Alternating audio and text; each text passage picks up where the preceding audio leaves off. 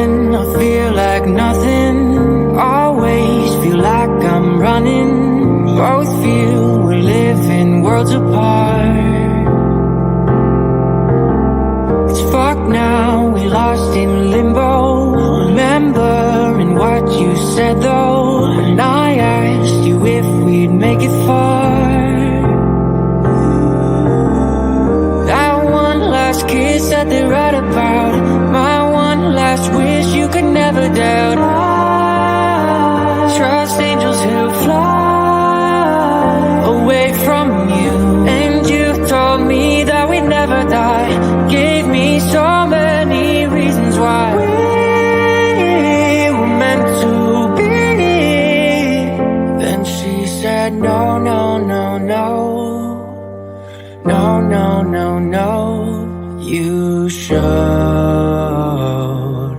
I've earned the cost and now I've paid it. Oh, no, no, no. Oh, please don't go.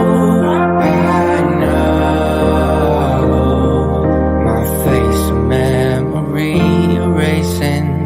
Been a few years since I heard your voice, yeah. Lost a few here, but it's not by choice, no. Girl, I see your face every day when I look through my phone. Can't delete all these memories, won't leave me alone. Hit my blind side, never saw it coming. You were so wild, both know I was nothing. And I'm nothing now, nothing's changed, you know I'm just the same. Miss you now, but I hope that someday you explain. That one last kiss that they write about, my one last wish you could never doubt.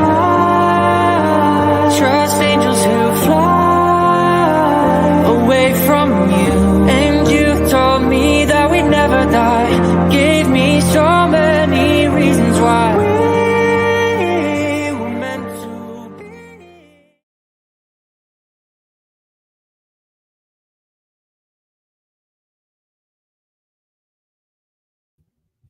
Well, hello everyone. Thank you so much for joining me. Appreciate it. Today is October 2nd, 2023, 5:22 p.m. on the East Coast. It's good to see you all in chat. Thank you all for joining me. There is a lot going on in the true crime community right now. A lot, to say the very, very least. Um, I planned on doing a Crystal Rogers and Suzanne Morphew, but I did want to kind of talk about little Charlotte Cena that is going on right now, sadly, out of upstate New York. We're going to briefly touch on that because I have such a long presentation on Suzanne Morphew uh, and Crystal that I don't even know if we'll be able to get through it all today, to be honest with you. Nicole, hey Justin, I've been following Crystal's case along with the other Bardstown murders, and since the beginning, they really have hope that I know. Yes, Nicole, it's been such a long time coming. Um, I know Crystal's mother, and we still have to get justice for Crystal's father and others in Bardstown. So, but anywho, I do want to slightly cover a little bit of Charlotte's case that is going on right now. Sadly, we are right on that 48-hour mark in just the next hour or so. And they are being very tight-lipped about this naturally, which is a good thing, right? It's a great thing that they're being tight-lipped. But I can't, my heart just really goes out to um, Charlotte's family right now. Let me show you a few things here. Let me see if I'm popping it over. Bear with me, y'all. Okay, so this is a little bit of the demonstration that I plan on. I'm not going to cover too much of it right now because I do plan on coming back later this evening and covering it more in depth, to say the least. Such an important time frame. Glad the FBI is involved. Thankfully, the FBI is involved now. 50 Shades. Um, and this has went out to the media quite quickly because there, obviously this is something of great importance. Not to mention, um, she's 9. She's 9, and this little girl, the only thing she was doing, they were spending the last few days in upstate New York, that where you can actually get out and have the kids play and do the things. And during the fall in the northern states, it is so beautiful, and this is peak season for that.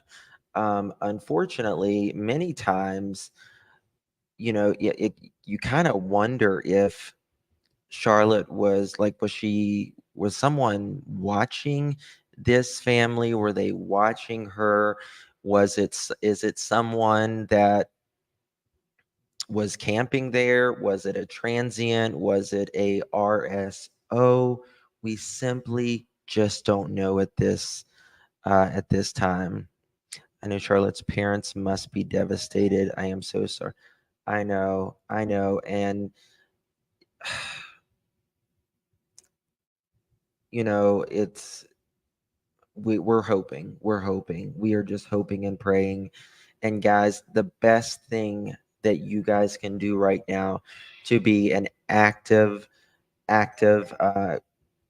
consumer of true crime is share this out. Second, y'all. Hello.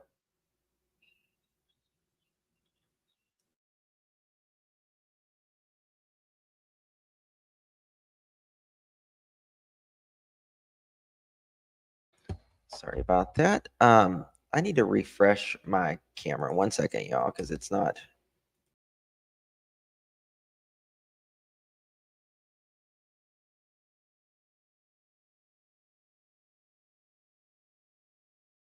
Sorry about that. I had to refresh that because I couldn't see any of my stuff that was going on here.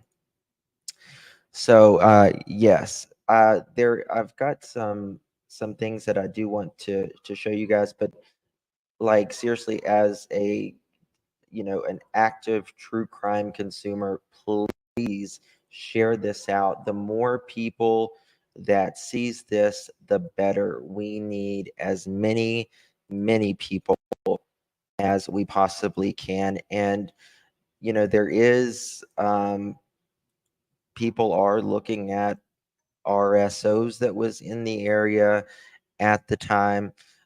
There was an update just a little bit ago before we get into the Suzanne Morphew and Crystal Rogers case. I do want to share this. We're going to go live with this later and talk about it in depth more. Um, this just came out about an hour and a half ago Eastern time. The extensive search for Charlotte Cena continues. The search, which is being led by the New York State Department of Environmental Conservative Forest Rangers, have expanded over 46 linear miles. At this time, approximately 400 certified search and rescue personnel are actively searching. That's a lot of people on the ground, a lot of professionals. The searchers originate from law enforcement agencies, 34 volunteer fire departments, along with private search and rescue groups. I'm actually glad that they're allowing private searches. I think that's a good thing personally. The investigation remains classified as a missing child. Police are pursuing all investigative avenues to locate Charlotte, and in doing so, have requested the assistance for local and federal law enforcement agencies and our partners, including New York State Park Police. They got the DEC, environmental, police officers, a slew of them. So many different. I don't want to name them all here, but the remains. This remains a continuous 24-hour operation, and all received tips and information are being followed upon. The people in the community are strong and we support one another. We are asking our community to come together today to help Charlotte and her family. We When a child disappears, members of the community have information they do not realize is valuable. This information is critical in establishing a timeline for what has happened. If you see something, say something. If you see just, a man that was acting strange in the area, uh, someone who was doing something that is, it seemed fishy, it seemed awkward. If you've seen a man with, you know, a young girl, anything, you may have valuable information that you may not know is valuable. So see something, say something. Um, when a child disappears, members of the community often have information that they do not realize is valuable. This information is critical in establishing a timeline of what happened. If you or someone visited the lake or the park on Saturday, the 30th, please email crimetip@troopers.ny.gov. You may have seen or heard something valuable in the search for Charlotte. Whether you were there to take a walk, camping, family, friends, or any other activity, we ask that you contact law enforcement. No details is too small when searching for a missing child.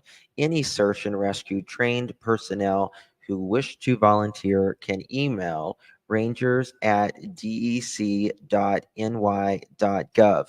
Please include the name, contact information, credentials in the email. Someone will contact you if assistance is needed. Uh, the state park is closed indefinitely, and we request that all members of the public to avoid the area. In addition, a temporary flight restriction has been issued by the FAA over the state park to ensure safety of our aircraft operations.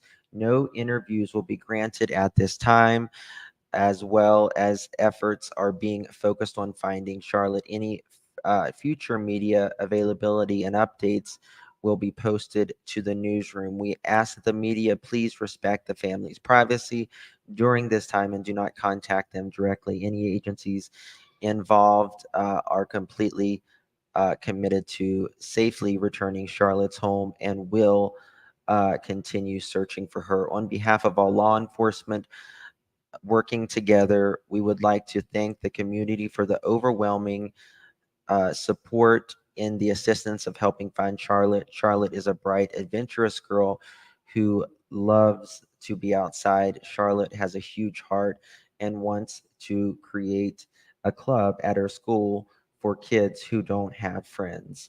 She's always put others first. Please know that we continue to work around the clock to bring Charlotte home. That is, oh man,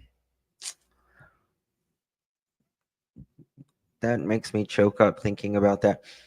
She wanted to create a club at school for people who didn't have friends.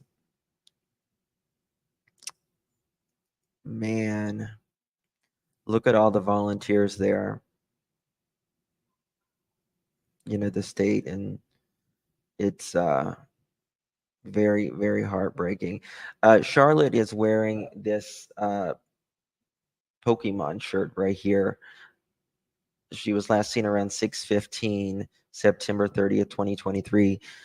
She was last seen wearing a tie-dye Pokemon shirt, blue pants, black Crocs. Anyone with information, please contact the SP Wilton at 518-457-6811, or email crimetips@troopers.ny.gov. Wow. Yeah, praying for a positive outcome to see. We're at that 48-hour mark. And just because it's 48 hours doesn't mean, that's just statistically, it doesn't mean, we should stop praying or anything. We're going to just pray to God that she comes home safe to her family, to say the least. All right, guys.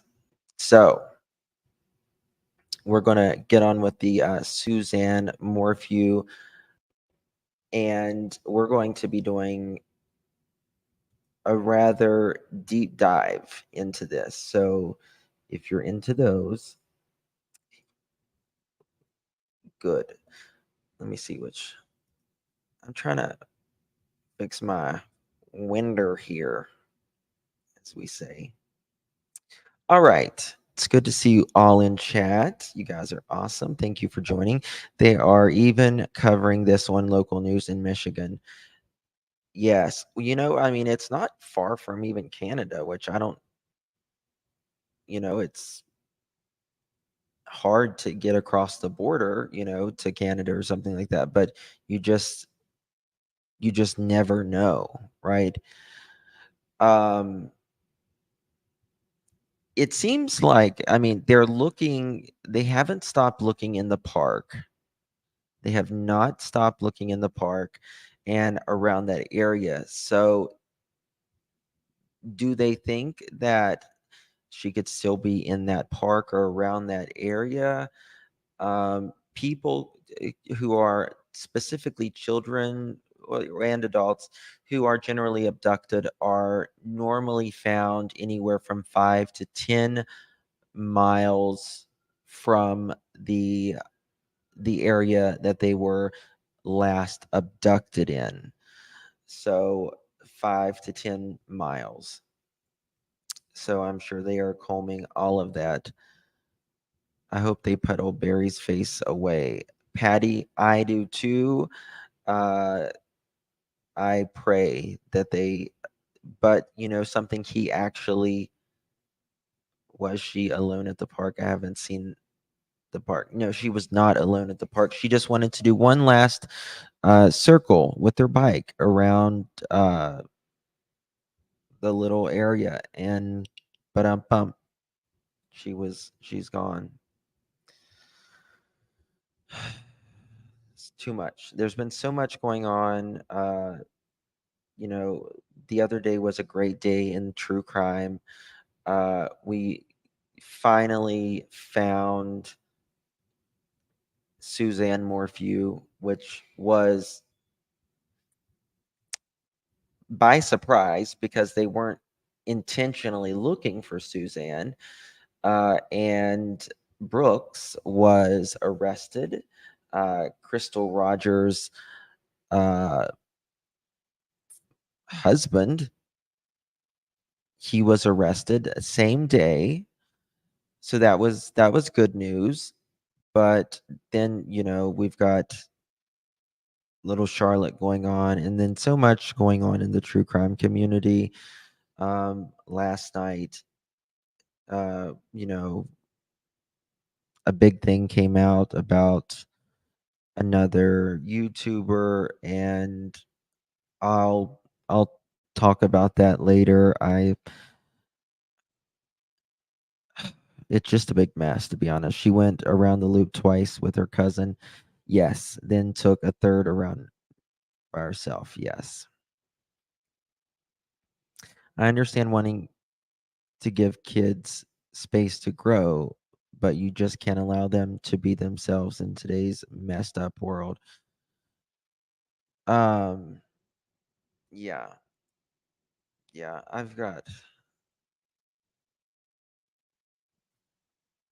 there is a RSO, there's a couple RSOs. One was in the area. His name was Timothy Philman. that I understand. And then there is another one. Let me find it. What was his name?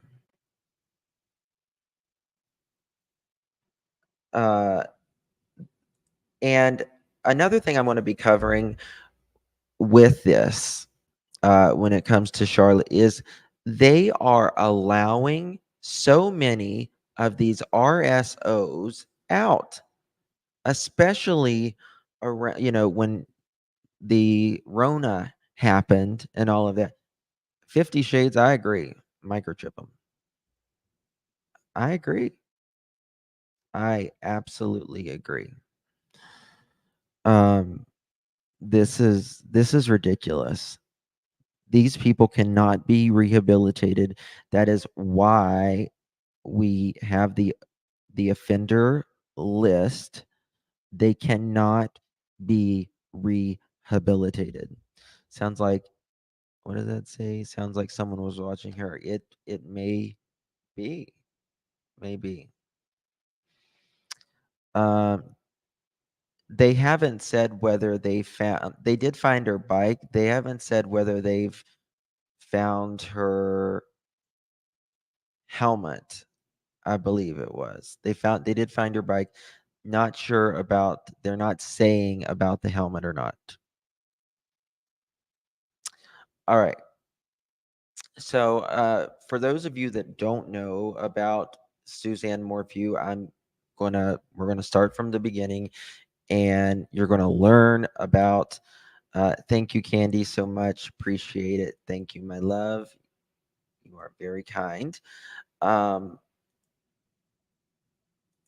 me see if I can pop this open. So Suzanne Morphew, she was a 49-year-old mother. She lived in Chaffee County, Colorado. Suzanne attended Alexandria Monroe High School in Alexandria, Indiana. She was married to Barry Morphew. You're going to learn a lot about him. Her high school sweetheart. They got married. I think it was 1992 or 1994. We'll pull up the history here in a little bit. Uh, so in Barry was about 2 grades ahead of Suzanne. The couple who began dating after Barry graduated high school tied the knot in 94. Yes, it was 94. Barry started a landscaping business, and Suzanne was a school teacher before leaving the job to raise her 2 kids. Suzanne was a proud mother before she died, was tragically unalived, in my opinion. She had 2 kids, all daughters. The names of her baby girls were Mallory Morphew and Macy Morphew. All right. You're going to get the full picture. On Monday, May 10th, 2020, Suzanne was reported missing after she went on a bike ride. Sadly, she had been confirmed unalived, with her remains being discovered September 27th, 2023, just a few days ago, with more than 3 years since her disappearance.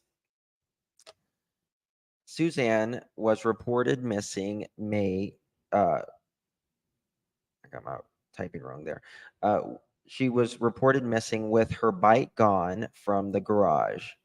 Her bike was found later that day, discarded down a ravine. 5 days later, on May 15th, her bike helmet was discovered on the side of a highway, less than a half of a mile from where her bike was found, a short distance from the family home. No clothing, no blood, no evidence, or no struggle was found near the bike or the helmet. Her sunglasses and hydration backpack had been found inside her car, leading investigators to speculate that perhaps Suzanne never really went on a bike ride the morning she vanished and instead staged a scene. So the scene was a very, very odd scene. Uh, if you go bike riding, you're it looked it's kind of like a lot of times people can tell if something's been staged. People say, "Oh, my house got broken into," and they open up too many drawers and things just look a little too neat. Um, there wasn't any damage to her bike. If you fall over a hill in a bike, right, there's going to be some blood, there's going to be some banging to the bike and stuff, and there was none of that whatsoever. In May 2021, a year after Suzanne disappeared, her husband Barry was arrested and faced charges including first degree unaliving and tampering with physical evidence in connection with his wife's disappearance, despite police not having a body. Now, this photo here is actually from a video, which this is when he was begging for Suzanne to, you know, be alive. This was his plea to. Thank you so much, Faith. Thank you so much, my love. Hope you're well. Have a beautiful day. Handsome 12 months celebrating year. Thank you so much. I appreciate it. Lori says, I say all SOs be put on a plane and drop overnight. Yeah, I could agree with that. Definitely, I can agree with that. 1 year. Candy Lee, who you're referring to above. I didn't see the comment. I'm sorry. All right. So now Barry, he has always maintained his innocence. When asked whether he had anything to do with his wife Suzanne's disappearance, Barry Morphew said in an ABC interview that he absolutely not. So last year, April of 2022, prosecutors dropped all charges against Barry Morphew just days before he was set to stand trial after a judge sanctioned the district attorney's office for discovery violations. Also, text message obtained by prosecutors and uh, shared appeared to show a strange marriage with Suzanne Morphew and referring to her husband as Jekyll and Hyde, Dr. Jekyll and Mr. Hyde, and telling him, I'm done, just before she was reported missing. In another text message, Suzanne Morphew confided in a friend, writing, quote, Macy, which is their daughter, and I had a very tough talk yesterday. She's wary of the tension here. She knows how he is toward me and also begged me not to divorce him. He's still pulling Mal in, meaning his other daughter. So the girls, they were, oh God, am I still here? Okay. The girls, they were on a camping trip whenever this happened. Oh, did Faith give memberships? Thank you, my love, Faith. I can't see them. Let me see here. Faith, thank you so much for gifting 10 memberships. You are so good. Thank you. I appreciate it. My sweeties, peaties. All right. She's awesome. So there was a lot of, these two were high school sweethearts. They had been together since, you know, that's all they had ever known was each other, really. But Suzanne, she had battled breast cancer twice. The kids were growing up, and they had moved from Indiana. They bought a really, really nice home in Colorado, but it was a lot of stress on them. They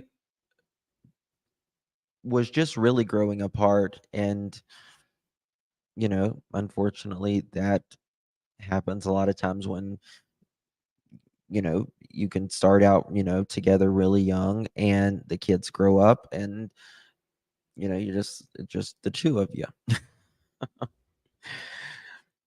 But Suzanne was having an affair at the time, and Barry suspected it. He knew about it. And we're going to get to a lot more in-depth stuff here. But Barry says, "We had a wonderful life, a wonderful marriage," she claims. She was so she was just so loving and giving, and such a good mother. Now, Barry Morphew, he filed for a 15 million with an M federal civil rights lawsuit against the prosecutors, the sheriff, and several investigators, claiming that his life has been ruined by false accusations. His defense attorneys, Jane Fisher and Iris Eaton, said that they know he is innocent. Now, this was prior to them finding Suzanne. Now, that might he might drop that. He might just end up dropping that now, but we'll have to see. That's right, Debbie. That's right. That's right. And to be honest with you, here at the very uh, once they had moved, Suzanne had gotten a couple inheritance when uh, some her I think it was her dad died, and then another family member died. They both were about a little over, I think, 200 and some $1,000 each. I have it. We'll talk about that in a little bit, but they were about 200. So she got two chunks of $200,000, and they were all Suzanne's. And Barry, his career was pretty much in the pits. The house that they bought, it was because of Suzanne's money. Everything that was paid for was with Suzanne's money and inheritance. And Barry was just kind of, in my opinion, just slack. Well, I mean, he was trying to work, but he owed a lot of money, a lot of money.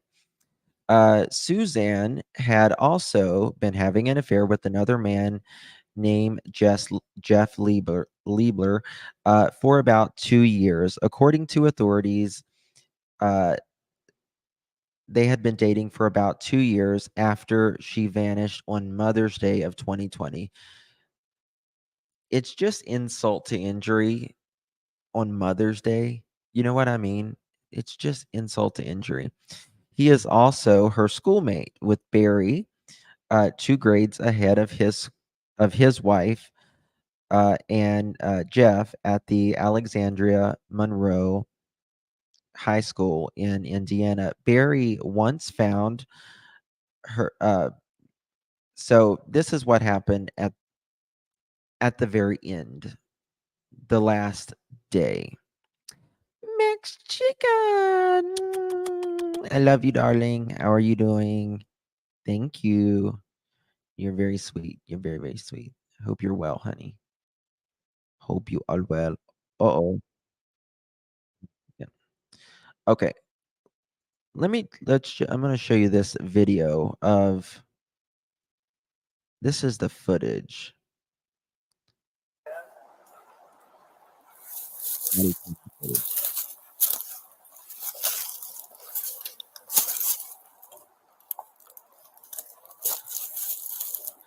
Yeah. Maybe see if you can get that up to the road and then check the serial number or call the husband and see what kind of bike she has.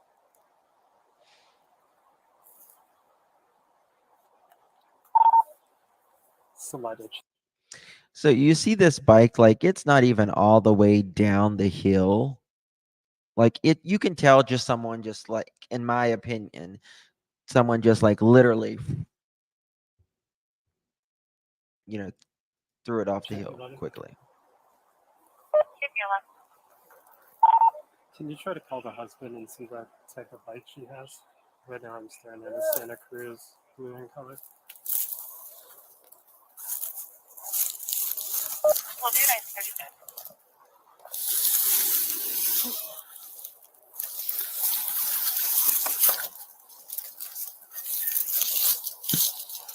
Oops.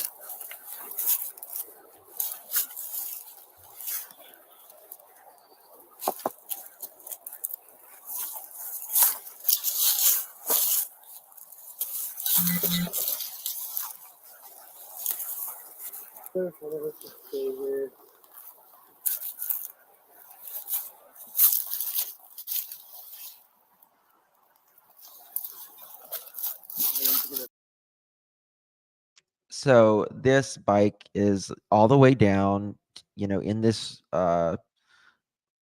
little ravine. Her hydration pack is inside the car, her Range Rover, and they find her helmet down the road later. Right? It kind of shows you that there was no wreck. There was no wreck. You're if there's a wreck, you're not going to have your helmet down the road, right? So watch. Oops.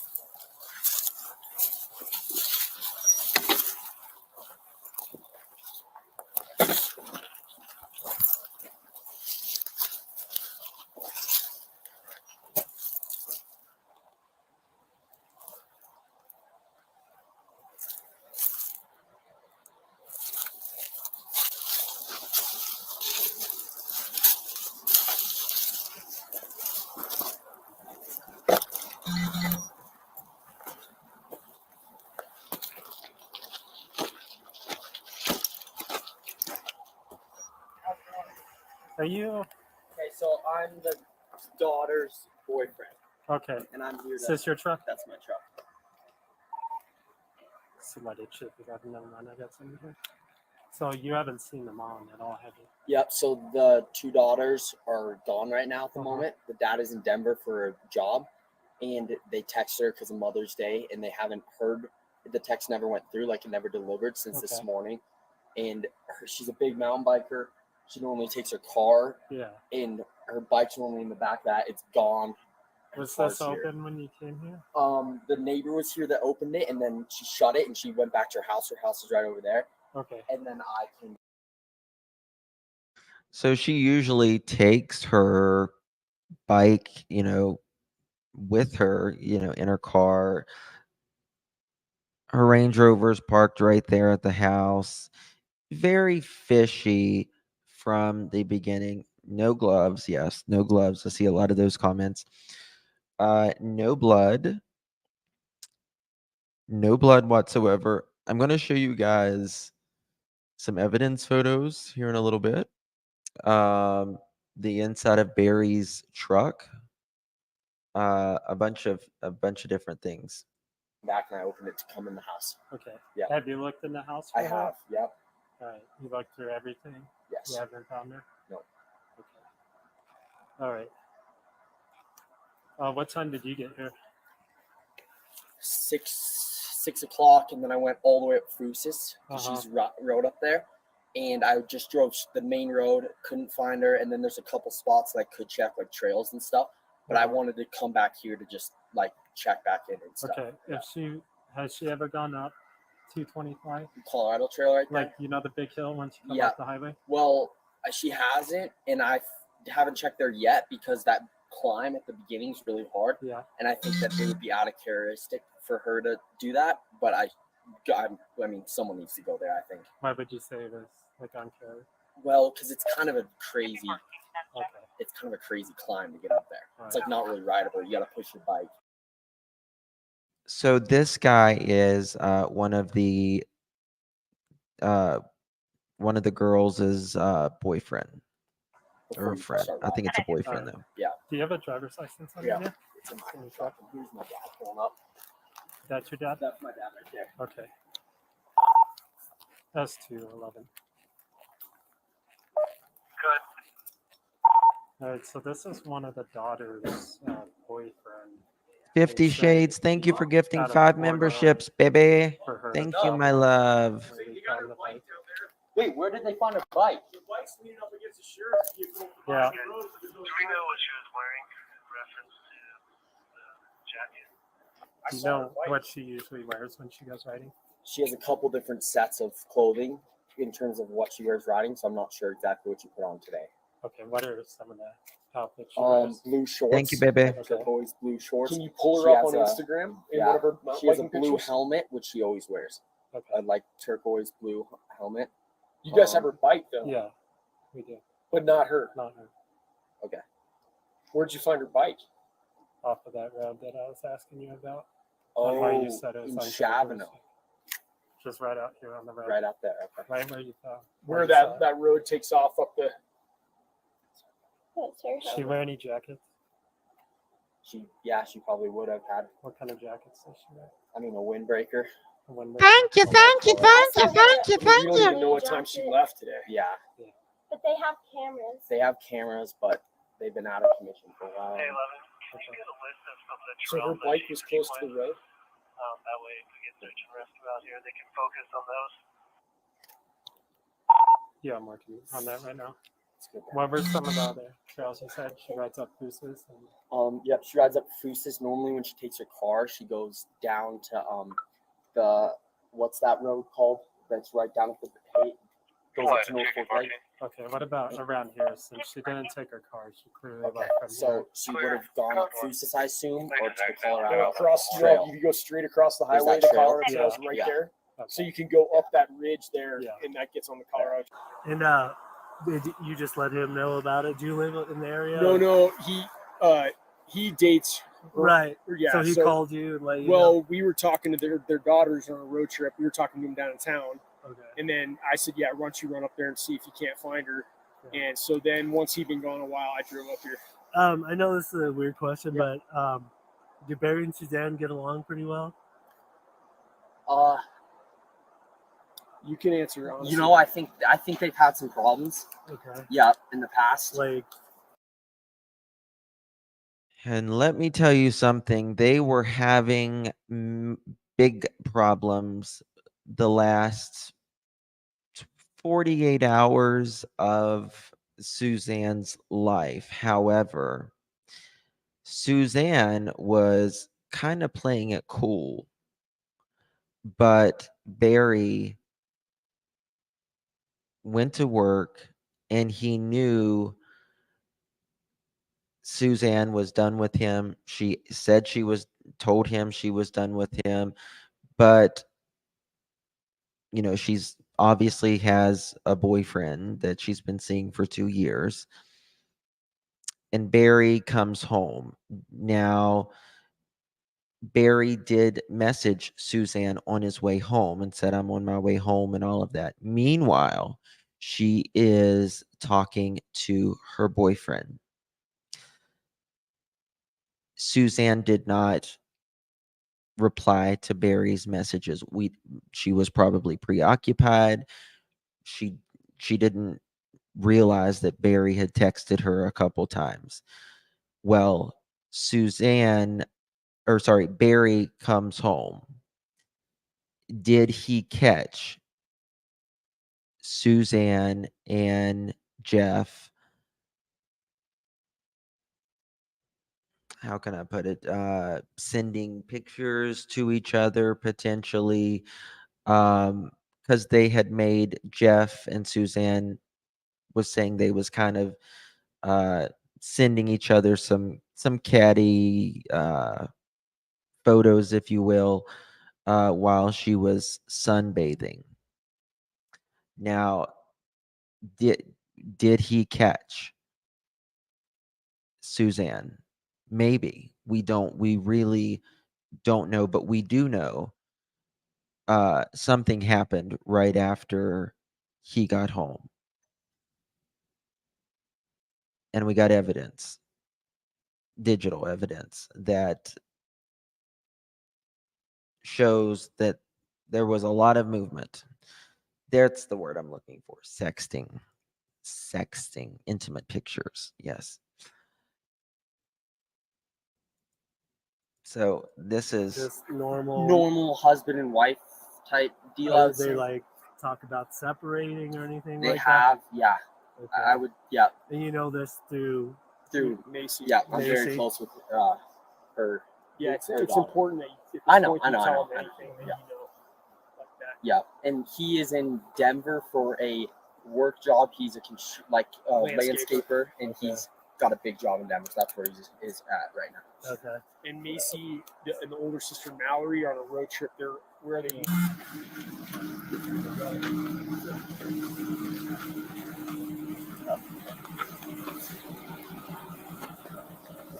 Where is it?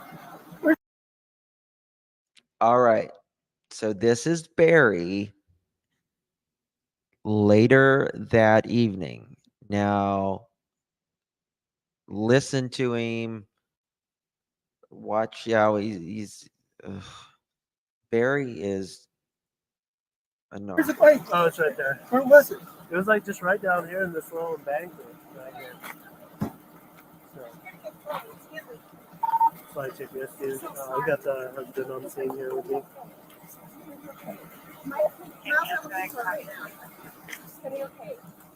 I'm here with my daughter. She's at Harry's Oh, house. okay. All right. Yeah, you can go down Was there. it a crash? I mean, the bike looked, the way it was laid, it kind of looked like it, but there's not really that much damage to the bike. That's the thing. Lion? Yeah, it was just like Was lying. it no lion? Mountain? I didn't see anything that would I didn't see indicate, anything, and they're not letting us go to the site because we're getting attracted dogs. They're bringing I dogs. can find her bike right just here. right down in here. Do you Yeah. know where my husband and son are? They They're Yeah. probably went down to Puma. Yeah, Down to the so- house. My house. Why don't you show them your arm, Barry? Why don't you show them your arm right there? You got scratches on them. Hey, and Bear, just I know this stuff right now. Do you mind if I just get a driver's license for our report stuff? Search and rescue's on their way. Hey, Bear, and then I'll probably need your help to kind of tell me some of the trails that she frequents, so we can backtrack some of that stuff. Yeah. You know what I mean? I'm sorry. Oh man. And she's an avid mountain biker, right? It's just started. About, she's been here. And just for confirmation, you left this morning at 5. She was sound asleep. Okay. And she told you she was gonna go bike She riding. bikes every day. Yeah. Okay. She said she's gonna bike when she gets up. So she was asleep in the bed when you left. Did you say bye to her or anything? No, she's sound asleep. Okay. Always leave her. So the last time you probably actually saw her was this morning. That was it, right? Yeah, I've been in Boonesville. I got a big job up there. I've been there all day. Working.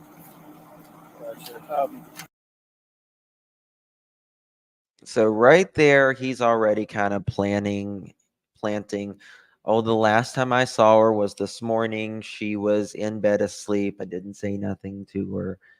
I was had a big job up here. I've been, so he's already planting. Barry he is a man. Like he requires for everyone to know he's dominant and controlling. He's very twisted. This man would shoot tranquilizer in deer while they were still alive, saw their horns off, and sell them, which is totally illegal to do. Totally illegal to do.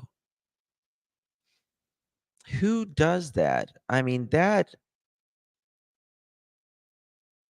has got to hurt the deer. You know, I mean, they have blood flow going there, right? So he would literally shoot them just to get their horns so he could sell them. You said we need to calm down. No, it's No okay, feeling man. for anything We're- alive. We're doing the best. We got Did a they lot of check people the house? coming. Did they? Yeah, They we got- looked through the house. yeah, they got the house. And what we're doing is we're keeping people out of the house because if the dog comes, they want to get a scent from out of the house. Yeah. So they don't want to pollute that scent. So that way we can start trying. And I walked up this. Like I said, I didn't see anything out of the ordinary. Nothing looked like. I wonder if she was hurt. If she could climb up the hill. But that's the thing. When we came here, still was daylight, right? So if she was right here, somebody would have easily, you know what I mean? Just because it was like literally like right down. It was this. I mean, if we saw it coming in, somebody would have definitely seen it too, you know?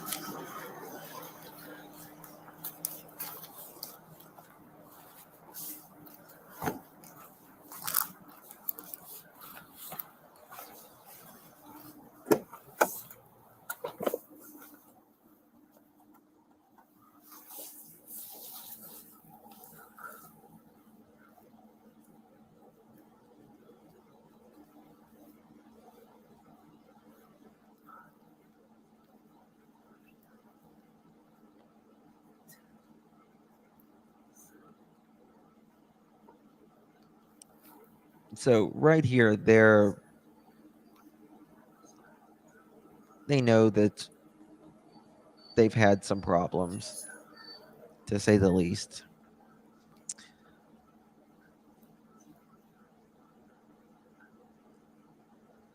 You know, they got to keep.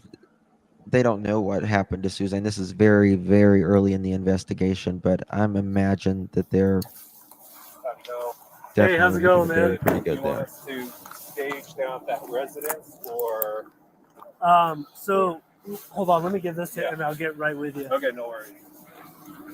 Hey, Barry.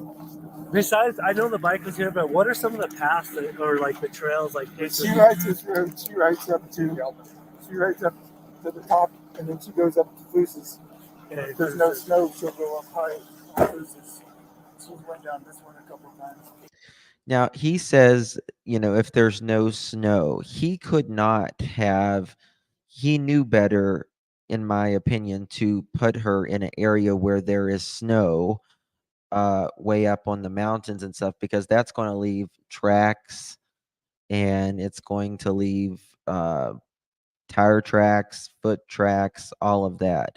So he is going to take her. Where would someone he would take her? He's going to take her to somewhere where they're not going to see snow tracks and stuff, which is now we know where she was found, like in a desert, very, low country.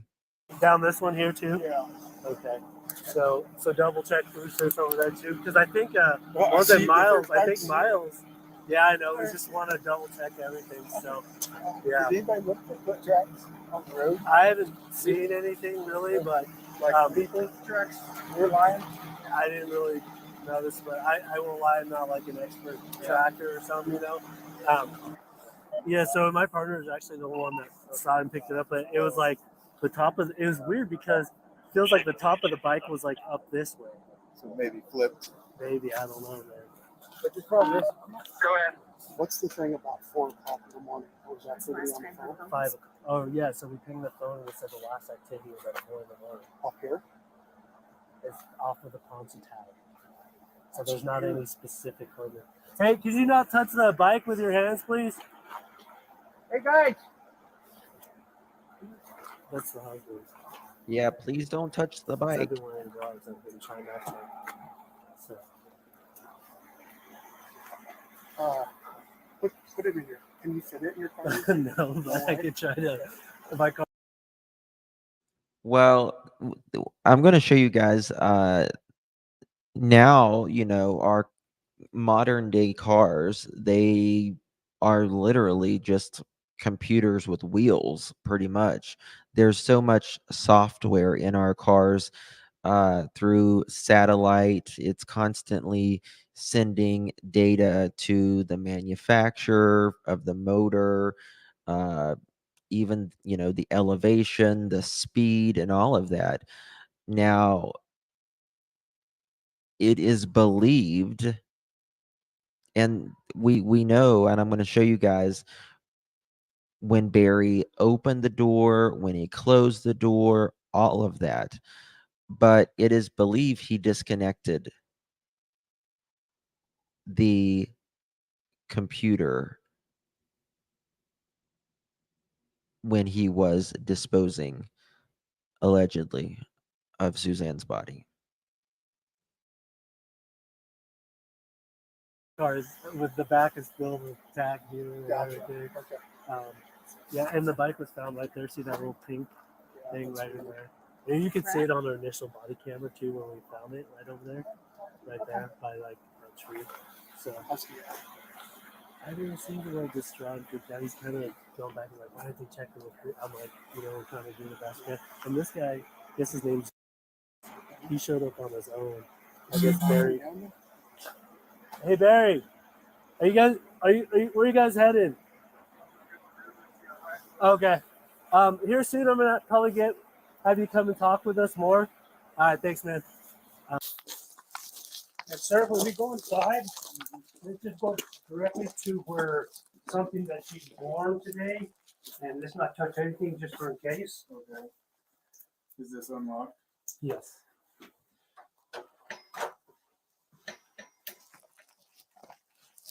Which way would that be? This way?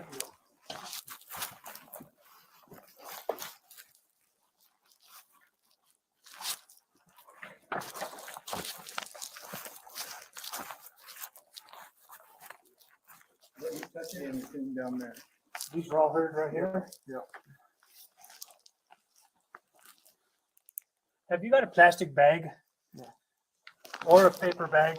It says sports mask probably good. I mean, it's direct contact with the skin. This is a huge, beautiful home that they have.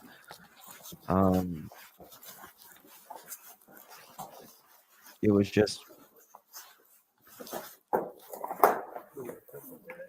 it was a lot of financial pressure, I'm sure. No, we should just be fine with one.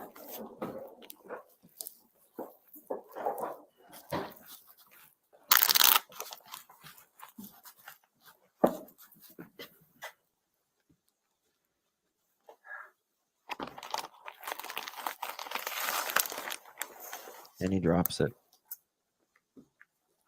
How do you turn on the exterior lights? Which light switch is it? All of them do? Yes, you up here.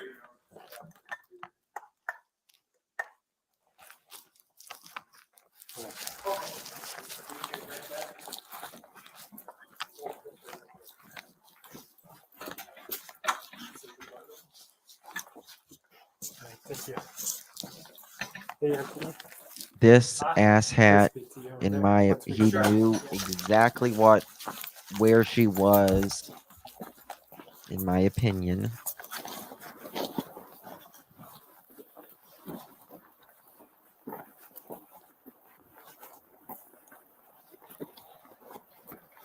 What was she wearing when you last saw her?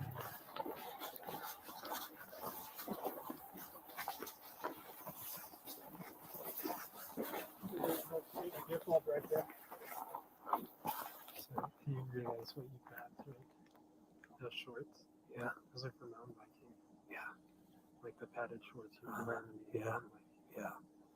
So that You know, she's like everything for the house ready, you know what I mean? Yeah, I know it's good with that. All right. So that was the bike and some of the footage there.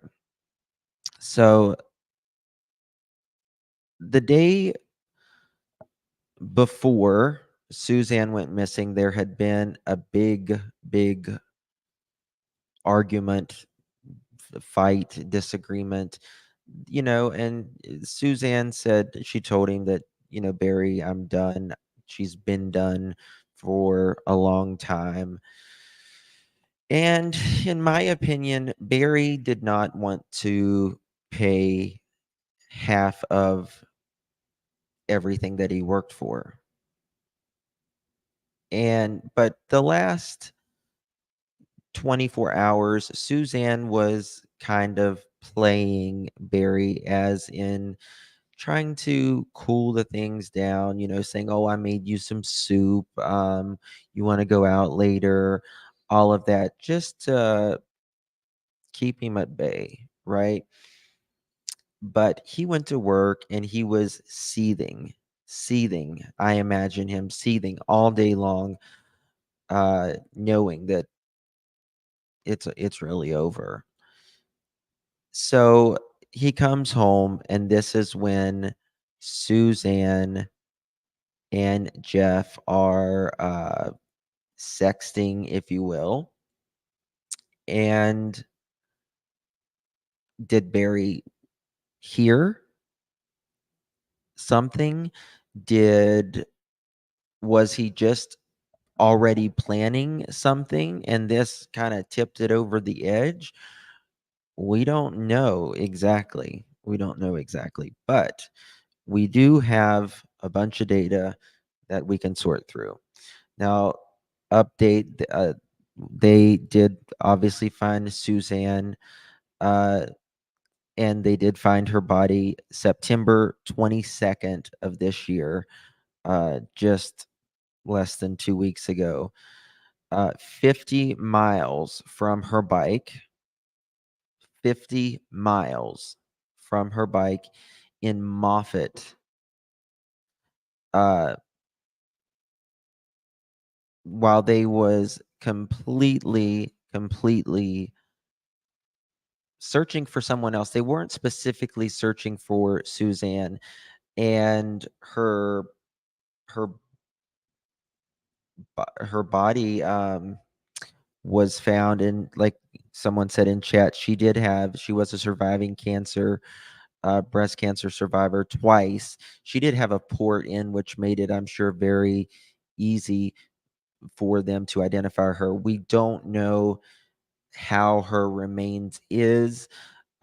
She was found in a dry desert area, which is a good thing generally for, every, where you're buried, how you're buried, the area. It all matters on how long, it can take for decomposition, all that. Now, it's been 3 years. So obviously, it's probably not so great. Who were they searching for? They were searching for another lady. Let me turn this down so I can. They were searching for another lady, but 1 second.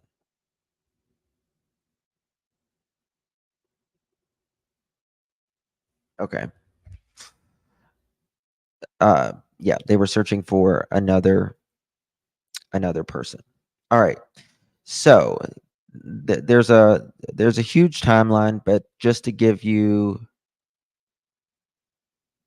the basics, like I said, 1994 they married. They In 1999, Barry and Suzanne, they purchased a 10 acres. It's gated private estate. It was 26040 Cal Carlson Road, Arcadia, Indiana. 2013, Suzanne inherits $208,000 upon the passing of her mother. And in she inherited another 217,000 when her grandmother passed in 2016. So that's two for so she's got basically a half $500,000 $500,000. Let me see if I can make this bigger for y'all. $500,000 within 3 years. That's a quite a bit of money. And really all the financial burden was really Suzanne was paying it out. It wasn't Barry. All right. 2018, April 12th, 2018, the Morphews purchased 19057 Puma Path, which they purchased for 1.57 mil, which that's a chunk of change. June 1st, 2018, the Morphews moved to Colorado.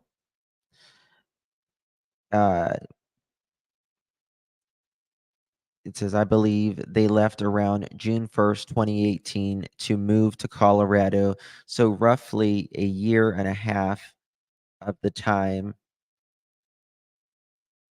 Where was that? Okay. Let me pop this up. Suzanne, so this is where it starts getting interesting, in my opinion. September 2018, Suzanne sends Jeff a message. And it was through via Facebook, I believe, the first message. And it just said, howdy, stranger. She hadn't talked to Jeff since they were literally in high school, probably. Right? So just a howdy, stranger. Remember that, September 2018. Now, by fall 2018, Jeff's daughter sees a message from Suzanne on his phone. And Jeff breaks it off. So between September 2018 and fall of 2018, which was really just a few months, they had kind of started talking. But remember, Jeff was married and he had a kid, right? So his daughter sees it and they kind of break it off, kind of quit talking. It wasn't really that serious at that point. It was just more of, chatter. Uh, two friends talking. Now, by Thanksgiving of 2018, Barry is obsessive, possessive. While Suzanne was at Oliver's house, she had stepped away from her cell phone to use the restroom, and Barry tried calling her several times within a few minutes, then tried calling Sheila, then tried calling Darren. Holiday 2018, so November, December, somewhere through there, Suzanne finds Jeff's LinkedIn page and she's saying she's talking to him again. For some reason, they just can't seem to quit talking. Something is sparked between them, and their relationship is rekindled.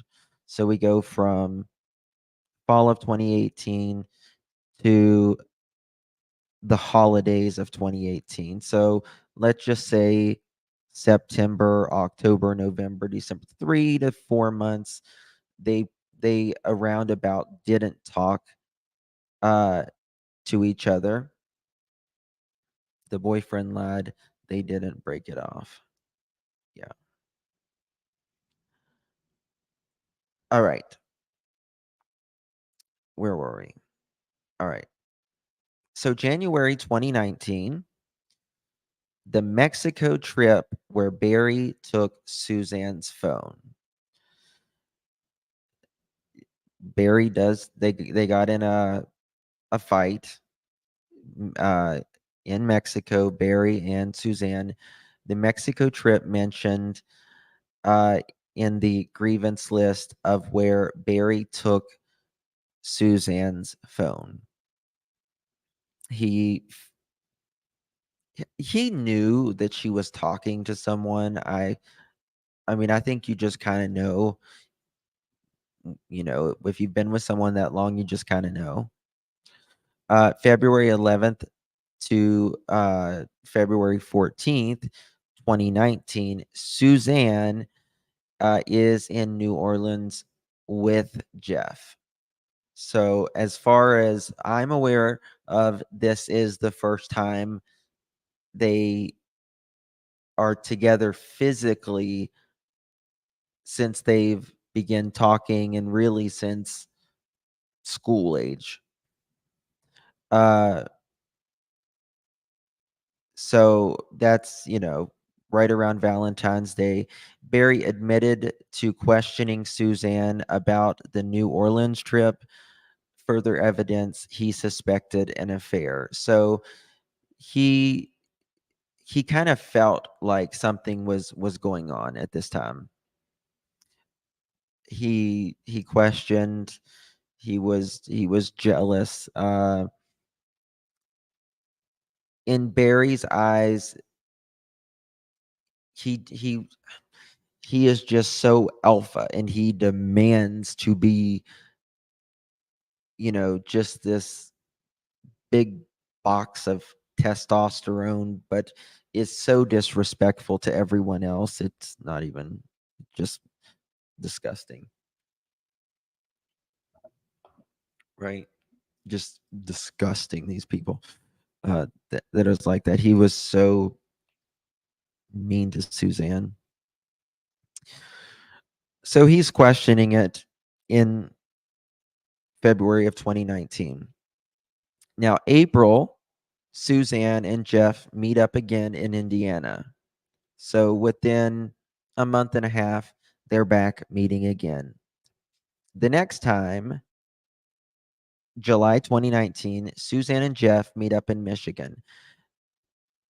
It's Suzanne is, they're going in different areas. She's going to, New Orleans, Indiana, Michigan. I guess trying to not make it seem so uh obvious, but Barry knew. Barry knew. All right. So they're meeting up then.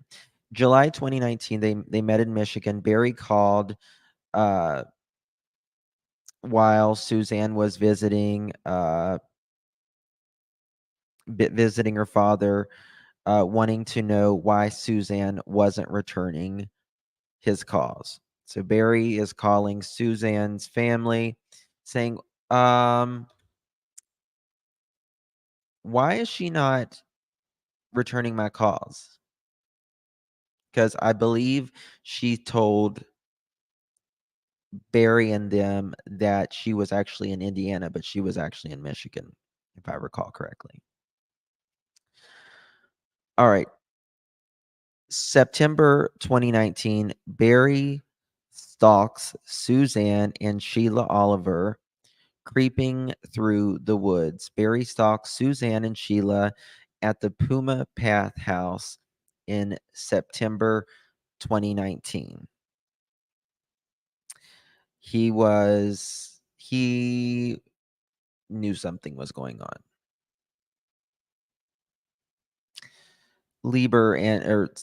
Jeff and Suzanne in Dallas of October 2019. Suzanne and Jeff spend 2 nights in Dallas. This had been going on for literally 2 years of Suzanne and Jeff, and then Barry kind of knowing. Why is that okay? Is that the trip where the pics of her at the background of the arms? No, sugar, it's not. Um, I'm not saying he's innocent or guilty, but the fact 2 other middle-aged women in the area is murdered. It's, Yeah, I know a lot of people are talking about, it's called the dumping ground for a reason. There is just too much evidence in Suzanne, Morphew, Barry. I mean, this man is doing things that normal people don't do in the hours that he is doing them. He is dumping trash at different trash receptacles uh, throughout the day. His room is smelling like bleach. I mean, there is so much. Uh, there is so much. Hi, Diane. Hey, Daly. How are you, dear? All right.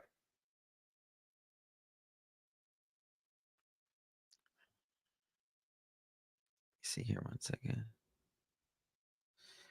All right. So, September to November 2019. Uh, let's go to 2019. Holiday 2019. Suzanne and Jeff stopped talking on the phone because she is afraid Barry is going to find out. I think Barry already knew, my personal opinion, but they shift to move uh, more convert ways to communicate. Barry's second device makes its first appearance. January and February of 2020, Suzanne is in Florida. This is where she gets a spy pin and it backfires on her. And she sees Jeff. Suzanne, she's in Florida. Uh, her friend Sheila gives her a spy pin during the trip. Suzanne records a conversation with Jeff on this trip. Now, that conversation comes back and it backfires. It kind of, yes, exactly, Spirit. That's what I was saying. All the dumpsters he visited just continually. Uh, I mean, why is a person going to different dumpsters throughout the town whenever you can just throw it all in one dumpster? Because he's hiding evidence. I just wonder who used the other shovel. I don't know. See, and I'll show you pictures of this in just a moment. Uh, there is, he came walking through there's so much here, guys. You have no idea. It's crazy. Um,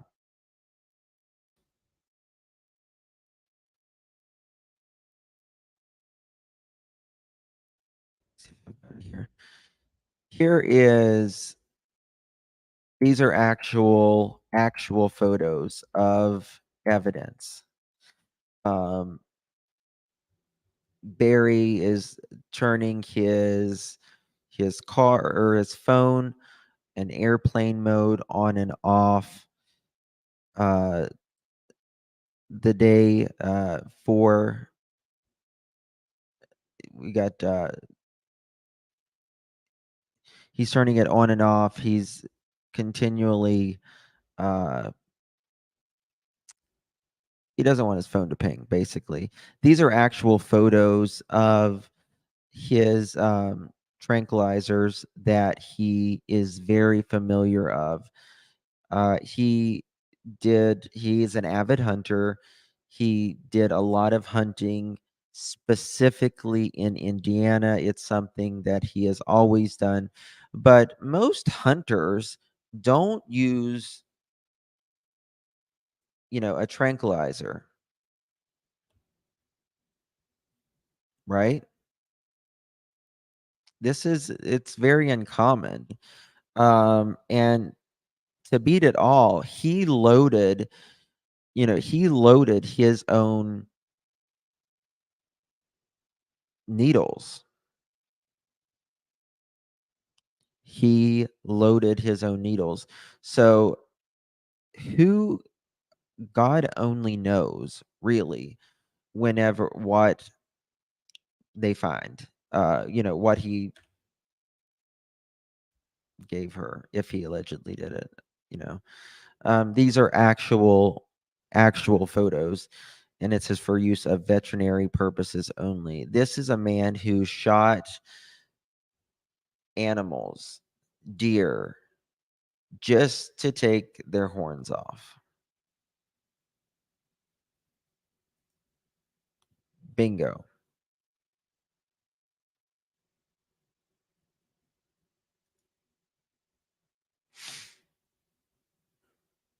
It was a park employee. How do you know that? Fun size, Debbie. This is Barry's, one of his GUN safes. And it is a mess just like Barry.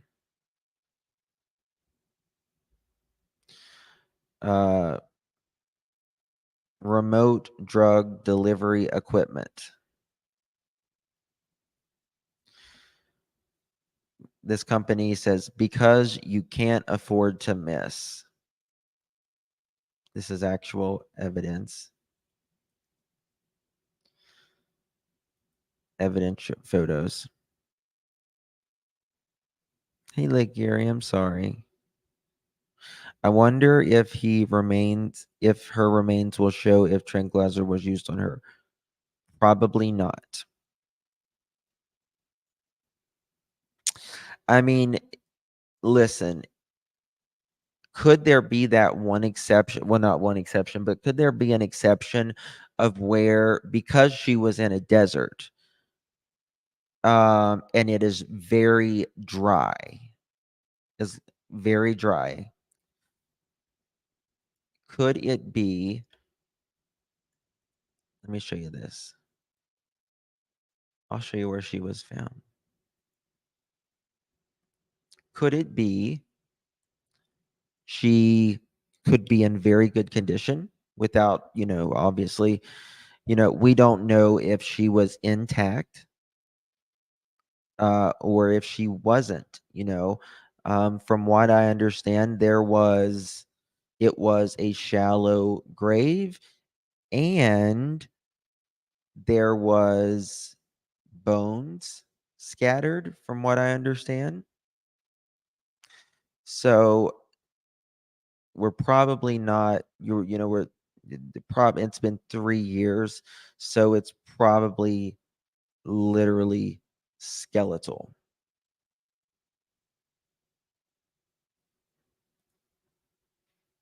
I agree, Shitty Pie. My family, on one side of my family, they're all hunters. They all hunt.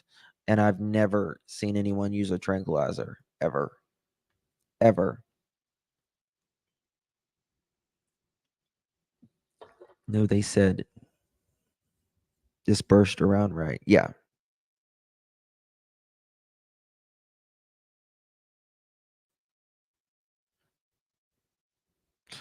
I agree.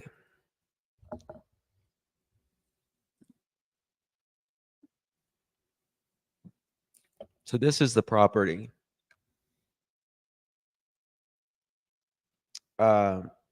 It was this is, let me see if I can make it bigger for y'all. It was for sale at one point.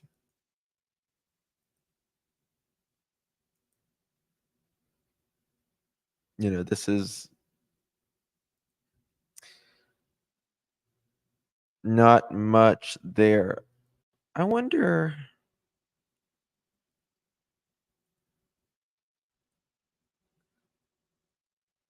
what the precipitation rate is there per year.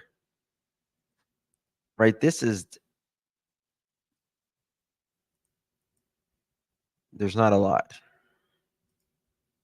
Very scattered. Very, very scattered.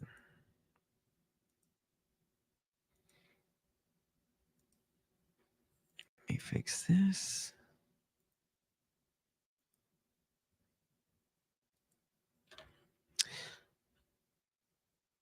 Justin, are tranquilizers or darts guns even legal for for general public?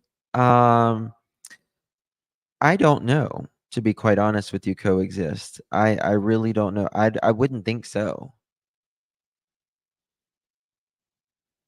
Did you see news digging today? What do you mean news digging, my dear? I want to know if they found any of her clothing.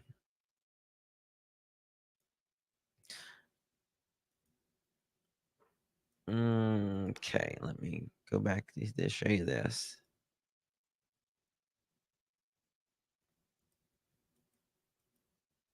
Oh, guys, I want to tell y'all something. I forgot while I'm like, do you remember this? I did a live. Her name was Lauren Cook. Right here. Remember this picture? Do y'all remember her?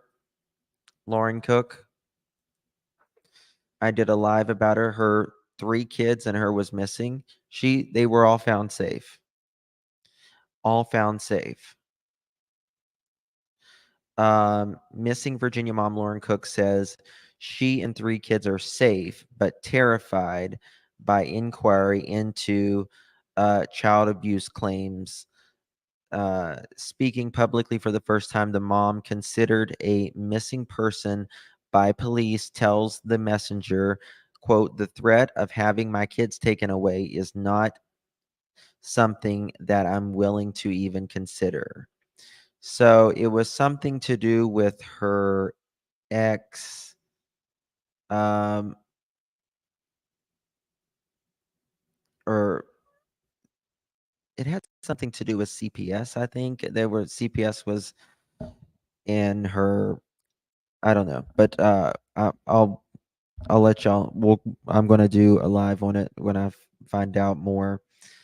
Um, they're not far from me, so she was in. I want to say like Illinois or something, but they've had a lot of.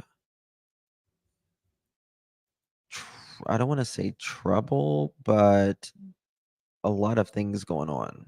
Just to say that. Um, and she's a good mom. She seems like a good mom, but it was just something to do with the next. I wonder if they can find anything in bones to tell us anything. Um, you see, with your bones, your bone marrow, it takes a long time for the blood cells to turn over in that. So I probably not. Is Crystal the case where no one should talk about weirdness that went on fire at garage? Debbie, a lot of people would not talk about the Crystal Rogers case, because people wouldn't go into Bardstown or anything because you might not end up coming back. That is one place that I would take seriously. These are all evidence photos from Barry Morphew. You know, he's like, he really studies this stuff about how you load them and the type of GUNs. And these things have a GPS on them, y'all. They have a GPS. So when you shoot that dart, DNA test said DNA test said unlike, is that true, Justin? DNA test said unlike, is that true? Um, what do you mean, Daily? Who are you referring to?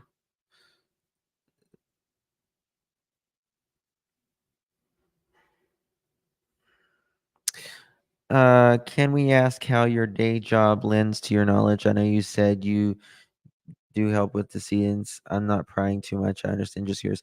No, you're fine. I come from a funeral home background, if you will. So I worked in the funeral home industry for several years. And I haven't worked in the funeral home industry for 6 or 7 years now. And so I used to do um, everything at the funeral home, really. I would help with embalmings. I would do pickup. I would do uh, help with the transportation of the crematoriums uh, because we didn't have a crematorium at the funeral home that I worked at, the first funeral home that I worked at. Um, so we transported um, them to another place. And so I did that. Just everything. I'm local and just heard they found her alive. Found who? Shut up. Hold on. Hold on. If they found, hold on. Hold on 1 second. Please don't be lying to me. Please, God, don't be lying to me.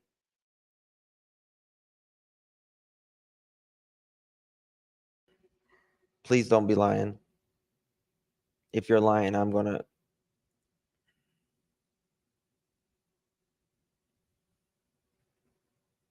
Hold on.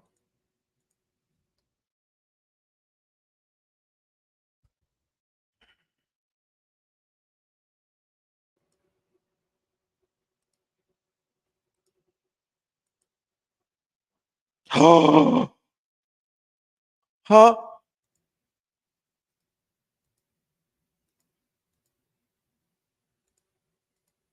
Hold on.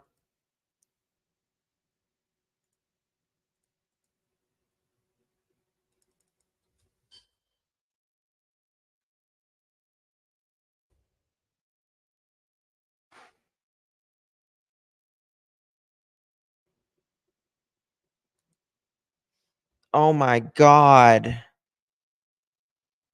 Is this true? Oh, please let this be true, Lord. Yes, Twitter's blowing up. Oh my God. Oh, hold on. Okay, look, we got to get more information. If anybody finds any information, please send it to me right now. We're gonna. I am. I am. Thank you, Lord. If this is true, we're gonna try to confirm it. Holy Lord. I gotta make something here. Oh my God. Lord, this will be the best.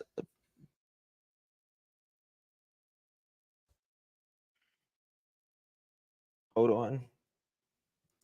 Y'all, I'm literally shaking because this is just amazing.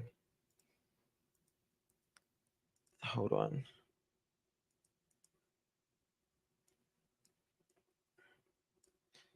Here we go.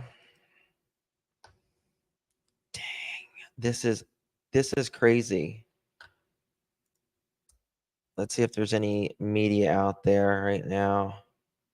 Breaking has been found alive. WNYT channel 13. WNYT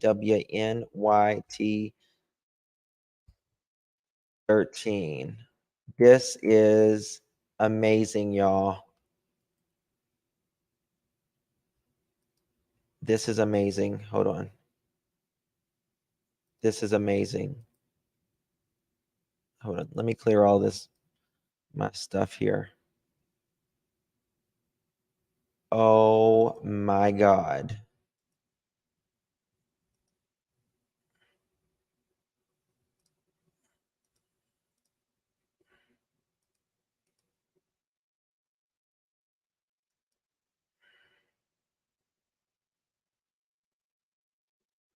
Oh my God. Okay.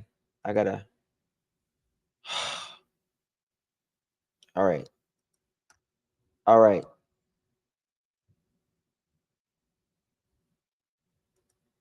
Please, Lord, help me. All right. Let's go to WNYT. Let's see here.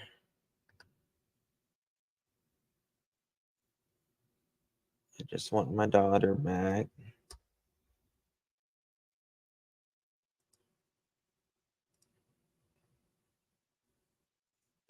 As offender now being investigated and searching for missing.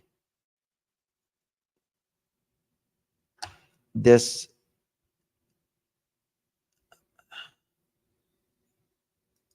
Hold on. WNYT 13.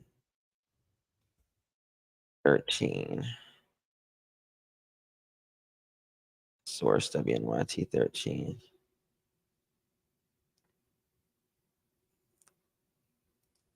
T13. Okay, here we go.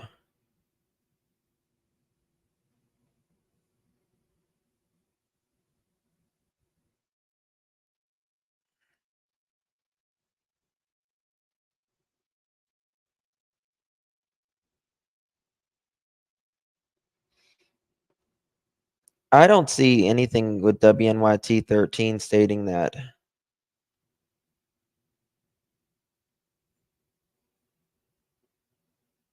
Okay, here we go. Missing girl found alive. Oh my God. Here we go, guys. Here we go. Give me a second.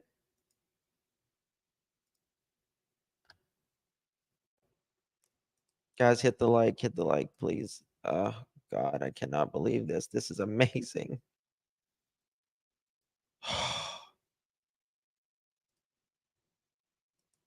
I'm trying to get it together. Hold on. I got my everything blowing up. Okay.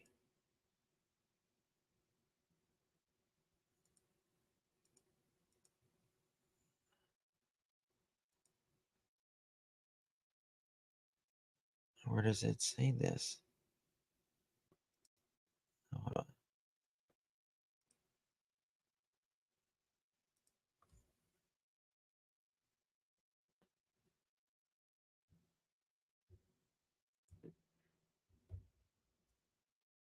Hello? Oh God. Hold on. Hello? Oh, okay. All right. Bye-bye. All right, guys, we're getting ready to go to a live right now. I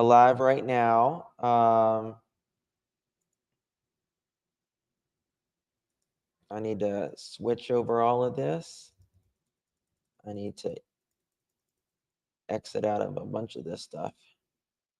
We're getting ready to switch.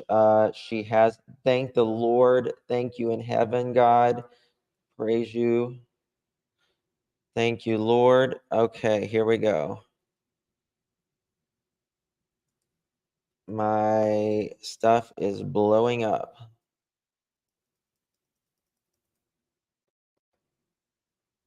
Okay, here is the live. Let's go to it right now.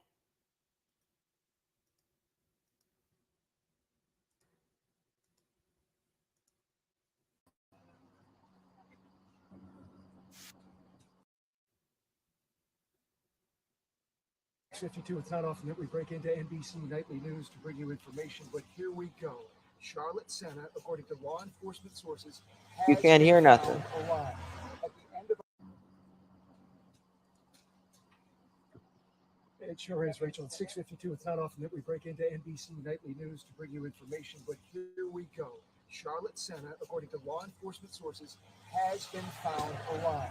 At the end of our 6 o'clock newscast, at about 6:30, We showed you some pictures of police gathering at SPAC, 2 helicopters, police in camo, long guns, telling us that perhaps they were zeroing in on something. We've now learned they have, in fact, zeroed in on something. We don't know if there's been an arrest made, but we do know, we have it confirmed, that Charlotte Senna, the 9-year-old girl who disappeared from Moreau Lake State Park at about 6:15 on Saturday night, has been found. She is alive.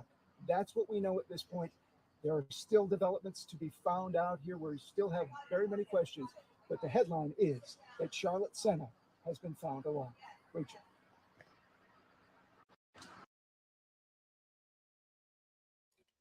Found alive, suspect in custody.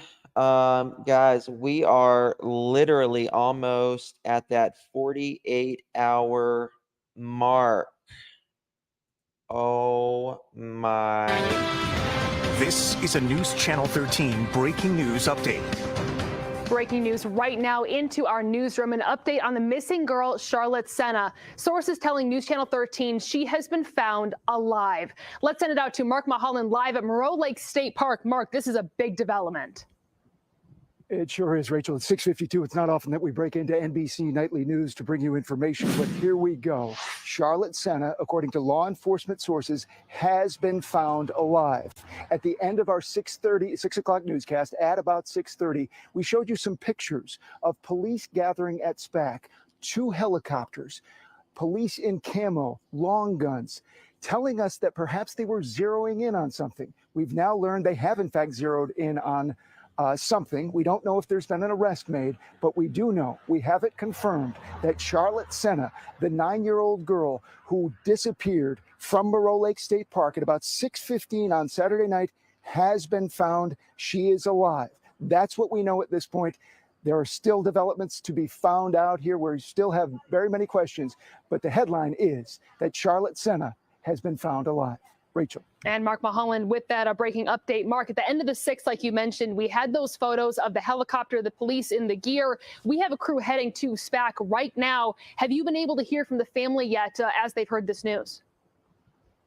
Have not been able to confirm with the family. However, we understand that there are still some family here at Moreau Lake State Park. They've been here. In fact, they were allowed to stay when the rest of the park was cleared out. We saw cars racing out of here just a few minutes ago. We also saw state police cars racing out of here. But again, we've confirmed that Charlotte Senna has been found, and she is alive. And thank God for that. Mark Mulholland, thank you so much. Yeah. A brief recap of how we got here. Mark mentioned she went missing over the weekend. She was camping with her family at Moreau Lake State Park. There has been a massive search for her over the last several days. Her bike was found. We've been bringing you team coverage of this throughout the last a couple of days here. And today, especially, again, Charlotte Senna has been found alive, 9 years old. We will continue to have team coverage coming up on our late newscast, News Channel 13 live at 9 and 11. Taniko Penix is speaking to the community about this latest developments that everybody is so happy to hear about. More coming we up, also have crews that are going to SPAC right now, as Mark was talking about. As we get more information, we will continue to bring you updates on air and online. We will cut in as necessary, and you'll have the latest live at 9 and 11. All right. So I want to show you guys there's an official statement out right now, and it says press release. Charlotte Senna has been located and in good health. A suspect in custody. This is still an active investigation. More details will be released as they become available at nysnews.com. Let's try that. NY. I'm gonna look at that. Twitter is crazy. Well, X now it is. This is just a great day, y'all. A great day. NYSP News.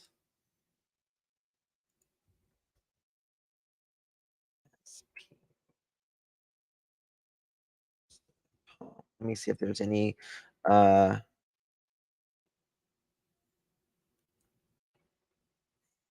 Okay, so they've just released that. That's all that we know right there. We are going to go to, let's see what else is happening on Twitter. Brian Enton has said she has been found. All the sources, which thank God she's okay. Her family, oh my God, her family, their child is alive. She is safe, and a suspect is in custody, found at an RSO's house. If anyone knows who that RSO is, there is two that I have been looking at. A lot bigger place than Hawkins County and found safe. Yeah. Let's see here what else we got. This is wonderful. Yeah, all the news outlets are confirming it. Let me see if there's anything else, if there's any live updates with any news. Channel 13. This is just amazing. Amazing.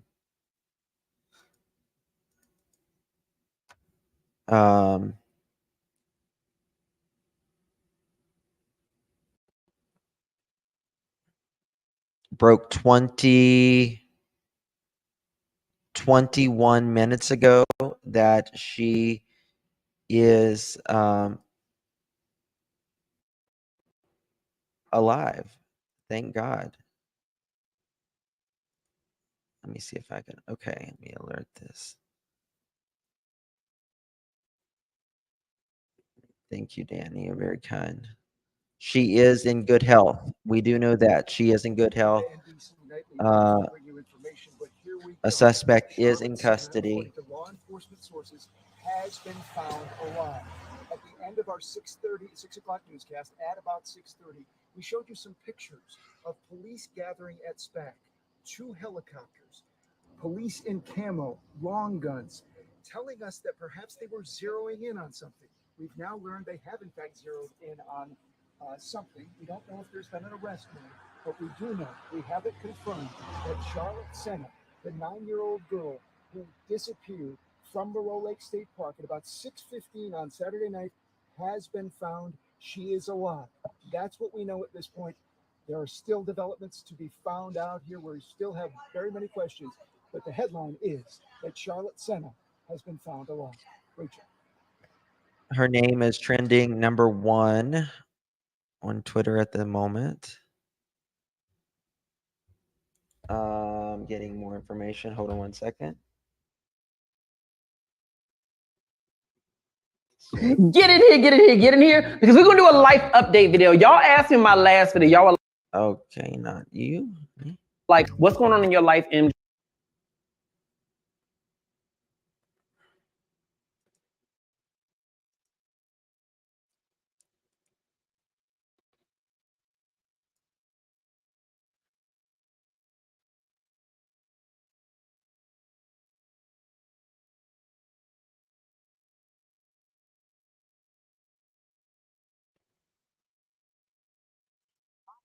Okay. Call me. What a strong little girl. She was allegedly found at an RSO. We need to see who this sicko's face is, and maybe they will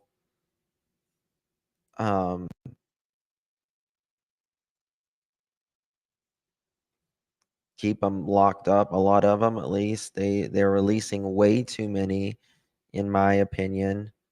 Jennifer Coffendorfer 9 minutes ago said it's a great day. Thanks to everyone who raised awareness. Prayers do come true.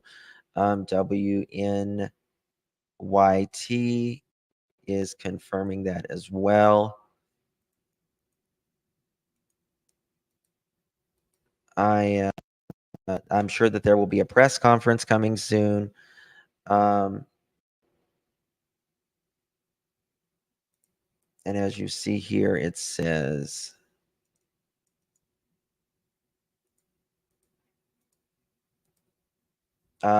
News Channel 13 WNYT, missing girl found alive, updated 7 minutes ago at 6:56 p.m. Eastern. Has been found alive.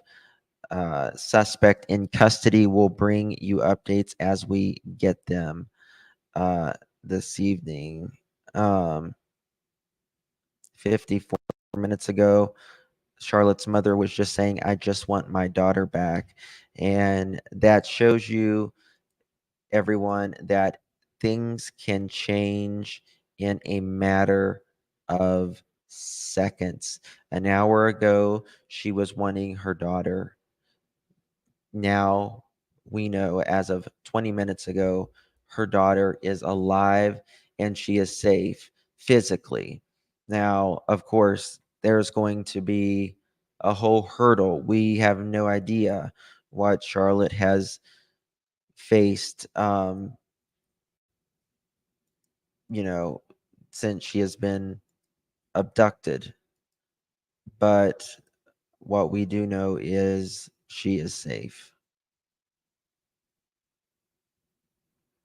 Suspect is under arrest in Charlotte, with the missing girl found alive. I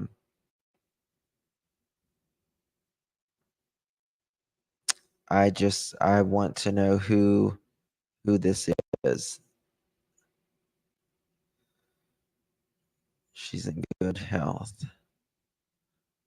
I know there's so many people rejoicing right now, and I want to thank every one of you for being here every single day, for victims in true crime, sharing these out, just caring. It's amazing. There has been a official statement from the New York State Police, and it is a very short but on the point message. In the press release states Charlotte Cena has been located and in good health. A suspect in custody. This is still an active investigation. More details will be released as they become available. I'll be honest with you, Lori, I wasn't sure either, to be honest with you. We are literally at the 48-hour mark.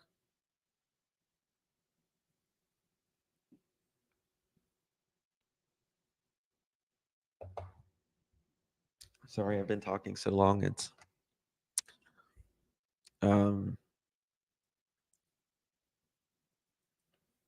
yeah. JD, you had hope. Well, God bless you. We need all we can. Trying to find anything else. If y'all have anything, you can email me at alljustice, the number 4, the letter U, at Gmail. Just trying to see if there is anybody, if there's a press conference that's coming. I would think that there would be. Hold on one second.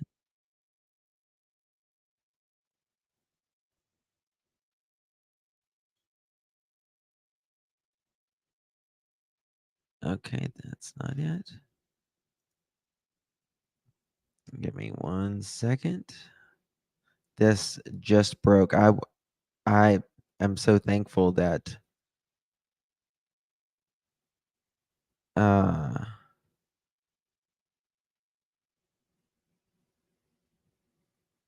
it's been found safe. Let me play Say this.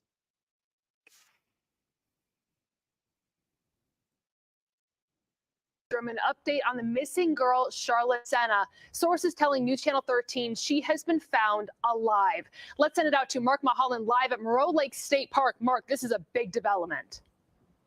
It sure is, Rachel. It's 6:52. It's not often that we break into NBC Nightly News to bring you information, but here we go. Charlotte Senna, according to law enforcement sources, has been found alive. At the end of our 6 o'clock newscast, at about 6:30, we showed you some pictures of police gathering at SPAC, 2 helicopters, police in camo, long guns, telling us that perhaps they were zeroing in on something. We've now learned they have, in fact, zeroed in on something. We don't know if there's been an arrest made, but we do know, we have it confirmed, that Charlotte Senna, the 9-year-old girl who disappeared from Moreau Lake State Park at about 6:15 on Saturday night, has been found. She is alive. That's what we know at this point. There are still developments to be found out here. We still have very many questions, but the headline is that Charlotte Senna has been found alive. Rachel. And Mark Mulholland with that breaking update. Mark, at the end of the 6th, like you mentioned, we had those photos of the helicopter, the police in the gear. We have a crew heading to SPAC right now. Have you been able to hear from the family yet as they've heard this news?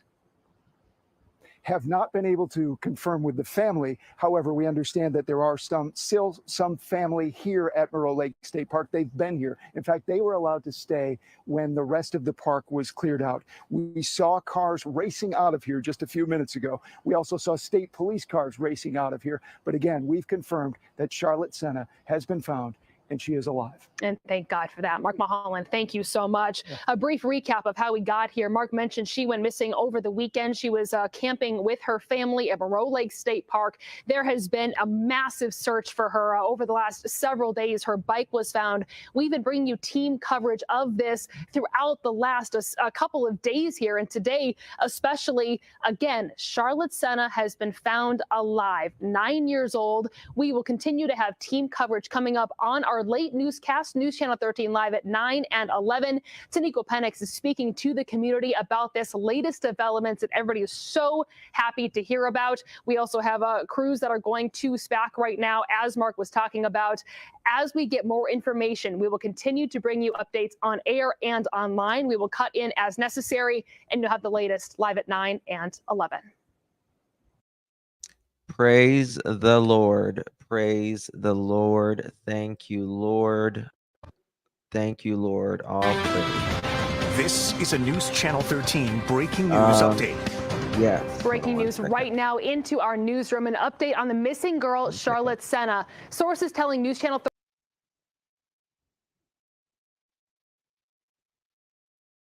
One second. Sorry about that. It wasn't wanting to click off there. Yes. So thankful. So thankful. I'm going to update Twitter, also known as X, and let's see. I'm really, we know that she is okay. We know that she is in good health, reported in good health. What we need to know now is, who is this? Which RSO was she found with? Look at all the volunteers and the New York Police Department, state, just amazing. This is the best thing ever when you see located safe, found alive. Thank God in heaven. We certainly don't always get these answers. This is one, and this is Timothy Philman claims he was at the area when Charlotte Senna went missing. This is one of the RSOs. I don't know if this is I'm not saying at all this is the person that had Charlotte. We don't know, but this man earlier did admit that he was at the park the day Charlotte was there. We currently still don't know. We just know that she was found at an RSO's house. She is alive. She is safe, and she is in physical good health. We do know that. So what did that comment say? He just posted on Facebook. He is. I don't know what you mean. Common sense. There, he's supposed to be not hurt at all. She's supposed to be just fine. Let me see something. 1 second.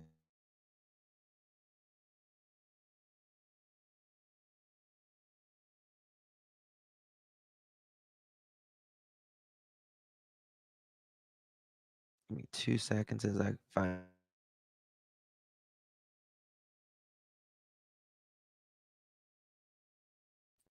All right. He isn't arrested. He posted 1 minute ago. Okay, so it's not him. There's another one that, I mean, okay, here we go. Look at this. We got video. No.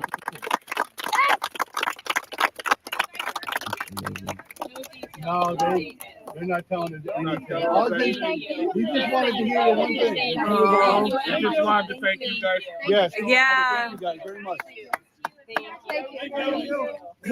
Give her our best, please. Keep the noise down. You guys can be as loud as you want.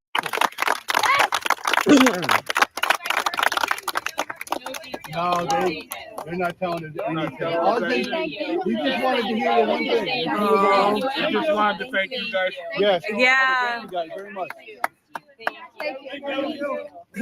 Give her our best, please. Keep the noise down. You guys can be as loud as you want. All right, this is Kristen. She is an NBC News correspondent.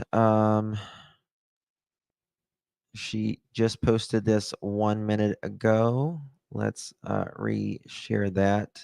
Definitely. See if there's any more.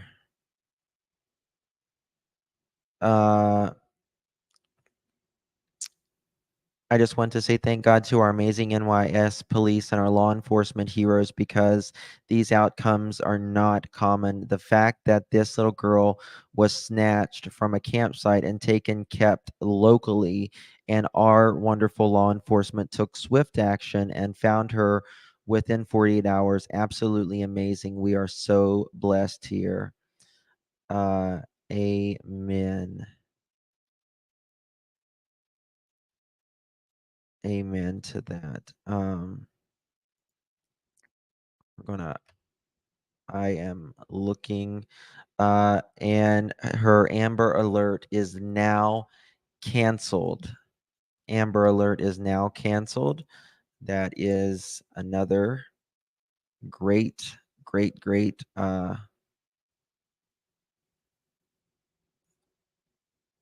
sign.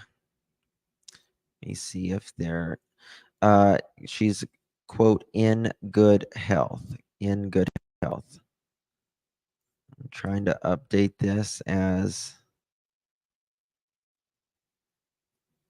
we see here. I'm sure that there's going to be somewhat of a news conference probably very soon, I would say. She was abducted. The suspect is in custody. Suspect is in custody. And so the source said the suspect, who allegedly has a S abuse criminal history, allegedly left a note on Charlotte's parents' house, possibly demanding some type of ransom in her disappearance. Haven't heard that yet. That's one source, but we don't know if that's true. That's just so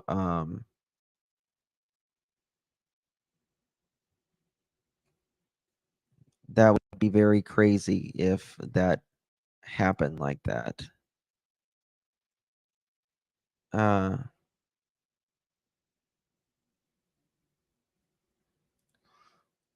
Let's see what.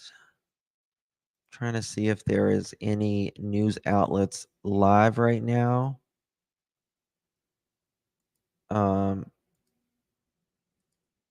If there is, let me know.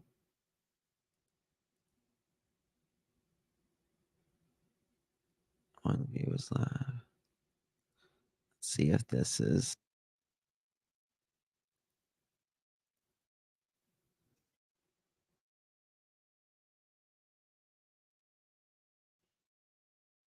Okay, we got some new video coming in. Let me show you this.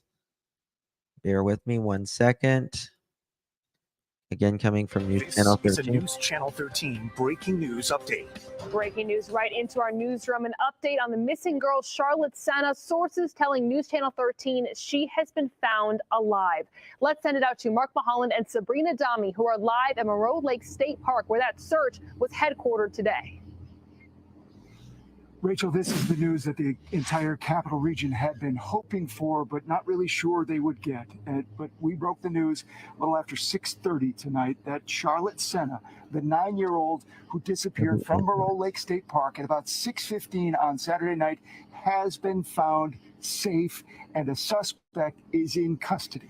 Safe and healthy, and thankfully the family here now just getting the news. There are dozens of family members here from Charlotte Senna's family who stayed here at Moreau Lake State Park since Saturday night. They came out a short time ago and of course overjoyed, and we have a little video that I captured on my cell phone and I want to share with all of you of their cheers.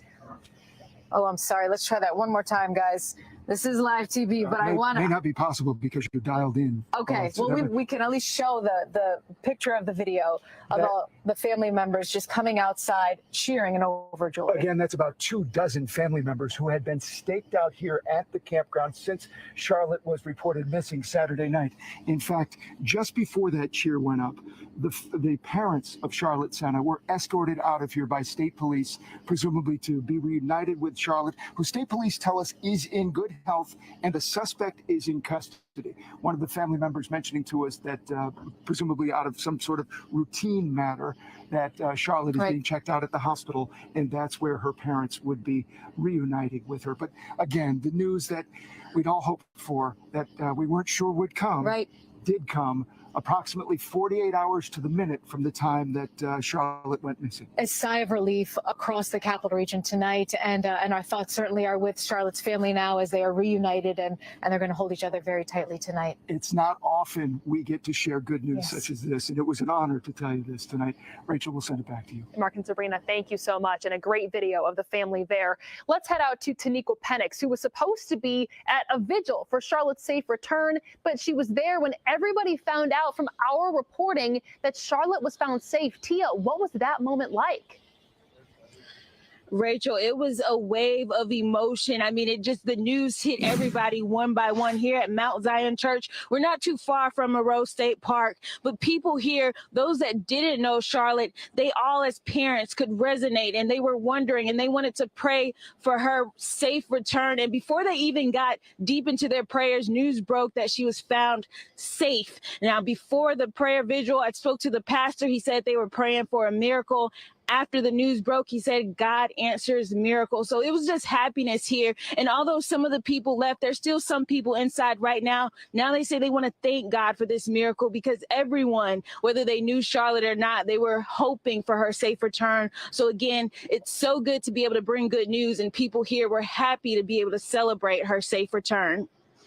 Tia, thank you so much. And she's going to have more for us coming up on our later newscasts at 9 and 11 o'clock. If you are just joining us, a quick recap of how we got here. I believe we have a map of where all of this was happening. This was at Moreau Lake State Park. Let's take a look at that if we can. The search was really focused on here, and there were hundreds of people out searching for Charlotte Santa. This was over the weekend, and like Mark said, it's been about 48 hours since she first went missing, but we now know that Charlotte is safe, a suspect is in custody, and Charlotte is healthy. Mark said that the parents of Charlotte were able to meet her, be reunited with her at the hospital after a routine check just to make sure that she is okay.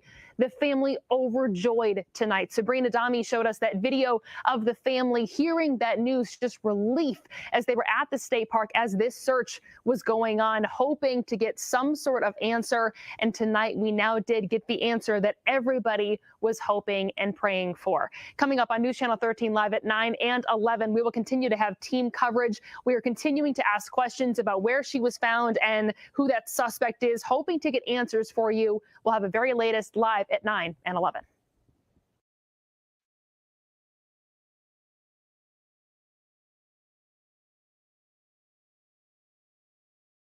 Okay. So we are, I'll show you guys a video of the family. Bear with me, y'all. Of the family, they just trying to see if there's anybody. Okay, here we go. Here's a live stream.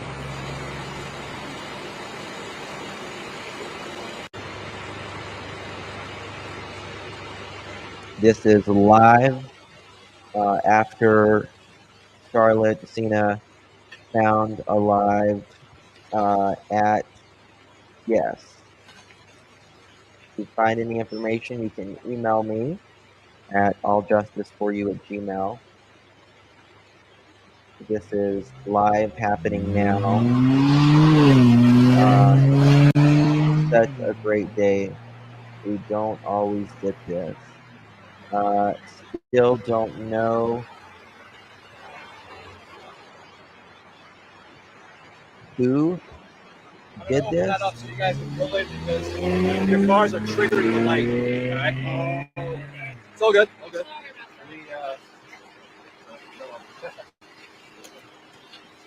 I'm looking to see if any of the news stations are live yet.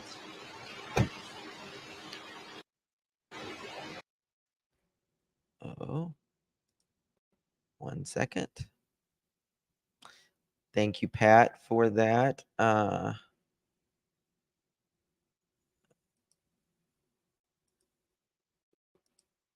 Let me refresh this. That's weird. Give me 1 second.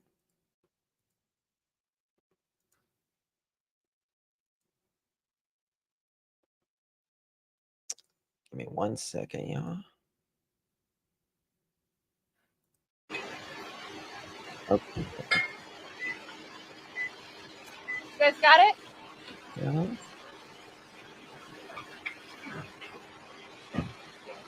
Thank you, Pat. Such awesome news. Yes, it is. Just send an email. Thank you.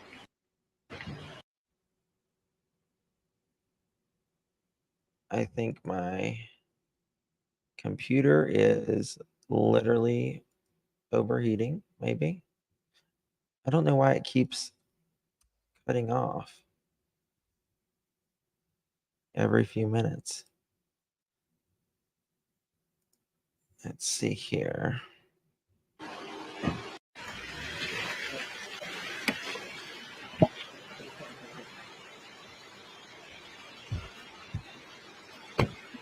Okay, we're getting a pressure.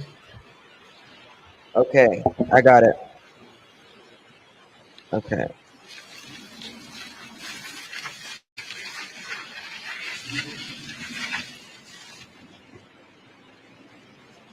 Is there a presser? No presser yet.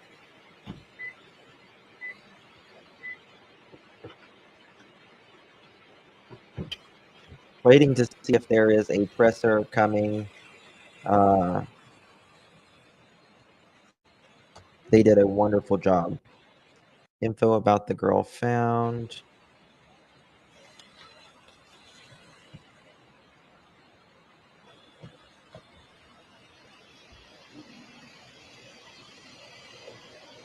So I'm going to mute this for one moment. This is early news reporting that timesunion.com, the source said the suspect, who allegedly has an S abuse criminal history, allegedly left a note.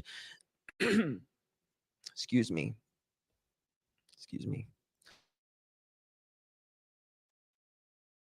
Allegedly. Sorry, I got choked. Allegedly left a note at Charlotte's parents' house. And I lost my voice. Perfect.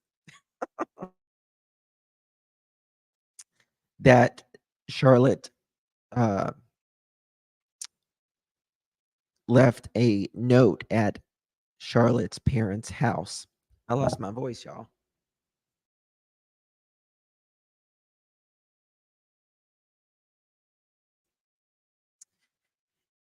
And maybe they perhaps left a ransom in connection with her disappearance. Those sources also said that the police had raided a house in Milton on Monday evening, which is today, this evening. The residence is about 13 miles of the residence where Charlotte Cena lived in Porter's Corners near Corinth. The state police issued a statement Monday evening confirming Charlotte Cena had been found and that more information would be released later. A couple hours before that notice was issued, a large presence of state police had gathered at the parking lot at the Performing Arts Center off Route 50. Roughly 20 unmarked state police vehicles, military-style tactical vehicles, and at least one helicopter were there, along with some troopers who were dressed in camouflage and appeared to be SWAT team members. Okay, we'll switch it to WFLA.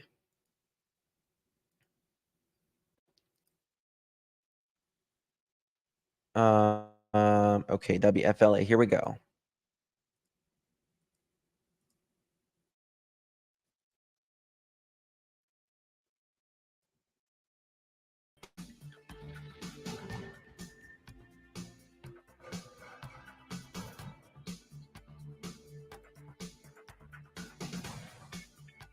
Mystic, I know.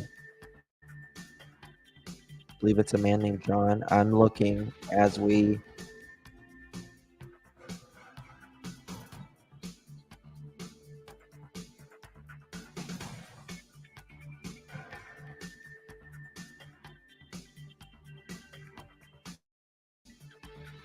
All right.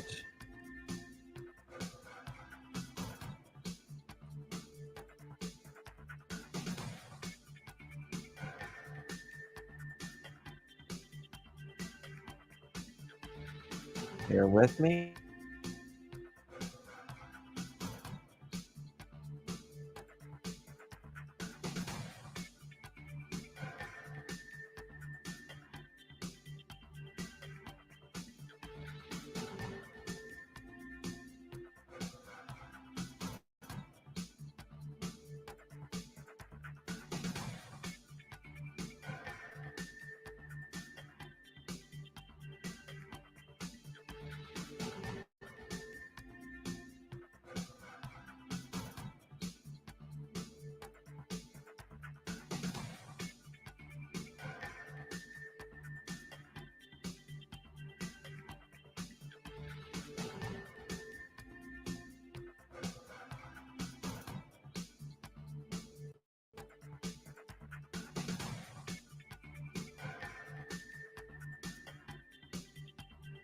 Okay, I want to show y'all something while we wait for that.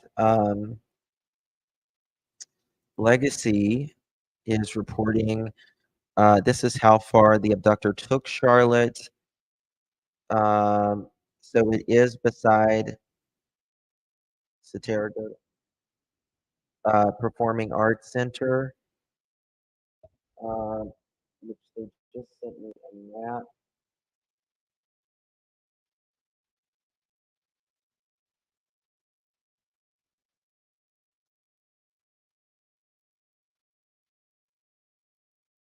We're looking to see if anyone has been booked into the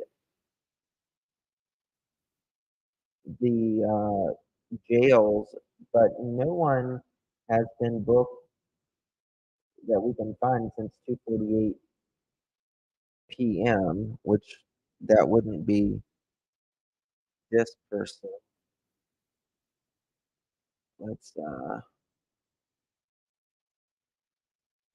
okay, it's still 8 minutes, 7 minutes. Hold on one second. All right, here we go. Live from the Stream Center in Tampa, Florida, this is WFLA Now, powered by 1-800-ASK-GARY. Here's JP Buno. Prayers answered. New York State Police confirming tonight 9-year-old Charlotte Senna found safe and in good health. Plus, they announced the arrest of a suspect with the possibility of a press conference at any moment. Welcome into the Stream Center, folks. JB here, back with you again for our second live stream on this story here today. And I'll kind of break down exactly what has transpired in just the last several minutes, because you might have seen a little bit of what was going on behind the scenes here, a conversation, a very conscious conversation about our decision making from this point forward. But first, let me break down what we just got in within the hour from New York State Police. They put this out on their newsroom. They promised that any and all updates would be coming from the New York State Police newsroom on their website. And it reads as follows: from New York State Police Major Dennis Shager, Troop G Commander, press release: Charlotte Senna has been located and in good health. A suspect is in custody. This is still an active investigation. More details will be released as they become available at nyspnews.com. Okay, now to the conversation that we were having here prior to the live stream taking place. We were showing you Charlotte Senna's photo over the course of the entirety of today up until this breaking news update. The reason being, of course, is that she was someone who was missing. With now a transition in the story, she is now a victim.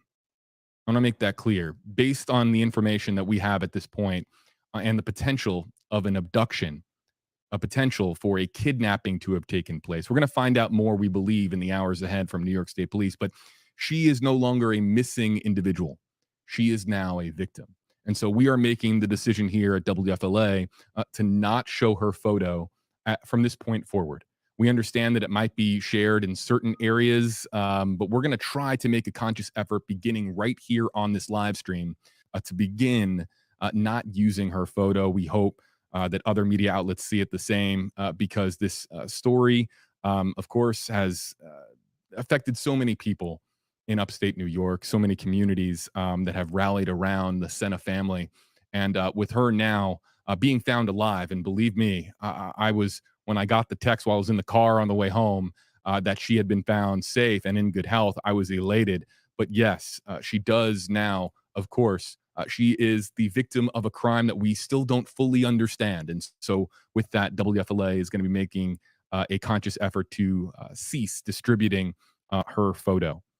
And so we're here with you on the live stream here to break down not just what we expect as far as information, the latest updates, but as well as your reaction. So you can use hashtag HeyJB in our comment section. You can also tag others in the social media comment section too, especially on Facebook Live where that works.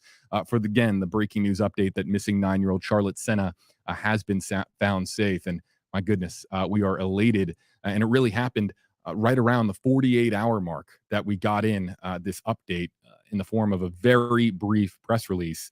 And there was a lot of concern mounting because the search effort that you can see here on the right side of your screen began at 6:30 this morning, and we hadn't heard anything. The only thing that we had heard was that the FBI was joining in on the investigation. Now, does the FBI joining in the search efforts have any connection whatsoever to Charlotte being found? Was there a federal resource that became available that led to her discovery being found safe, and then this mysterious suspect that we don't know the identity of, them being then arrested?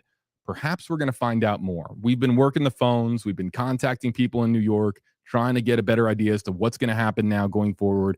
We keep hearing that a press conference will in fact happen, or at least they are attempting to get a press conference organized for at some point in the next couple of hours. I have several different live feeds up here in the stream center.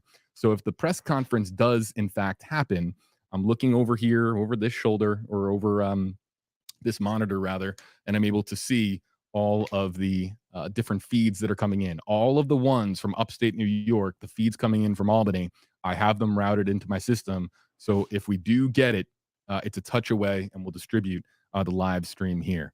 But I just want to start here. Before we get to the press conference, if it does happen, of course, I'll punch it up. But your reaction, I'm sure that there's tremendous relief out there. I'm sure there are people who couldn't believe it when they saw it come in. Like, they had to check information online to make sure that it was coming from a credible and reliable source. And it came from the most credible and reliable source that there is, the New York State Police Department, or really just New York State Police. They are the ones who have organized, of course, a lot of the different agencies coming together to help in the search for Charlotte Senna. So saying hello to our growing live stream audience. Again, if you're just finding the live stream, if there is a press conference, we'll have it here live from the stream center. But in the meantime, I'm just going to start to spotlight some of your hashtag HeyJB comments. If you use hashtag HeyJB with your comment, we can spotlight your comment on screen. Jenny says, hashtag HeyJB, this is great news. Thank goodness for law enforcement. Yeah, I think law enforcement, talk about heroic efforts tonight, right? My goodness. I'm curious, what was the breakthrough? Something occurred where they were able to find Charlotte Senna alive. There was some investigative breakthrough that had to have occurred. And was it connected? I don't want to speculate, but someone must have emerged as far as the investigation as being on their radar. And so I'm getting, I'm just going to pause that for 1 second. This is unconfirmed at this time, but I will say that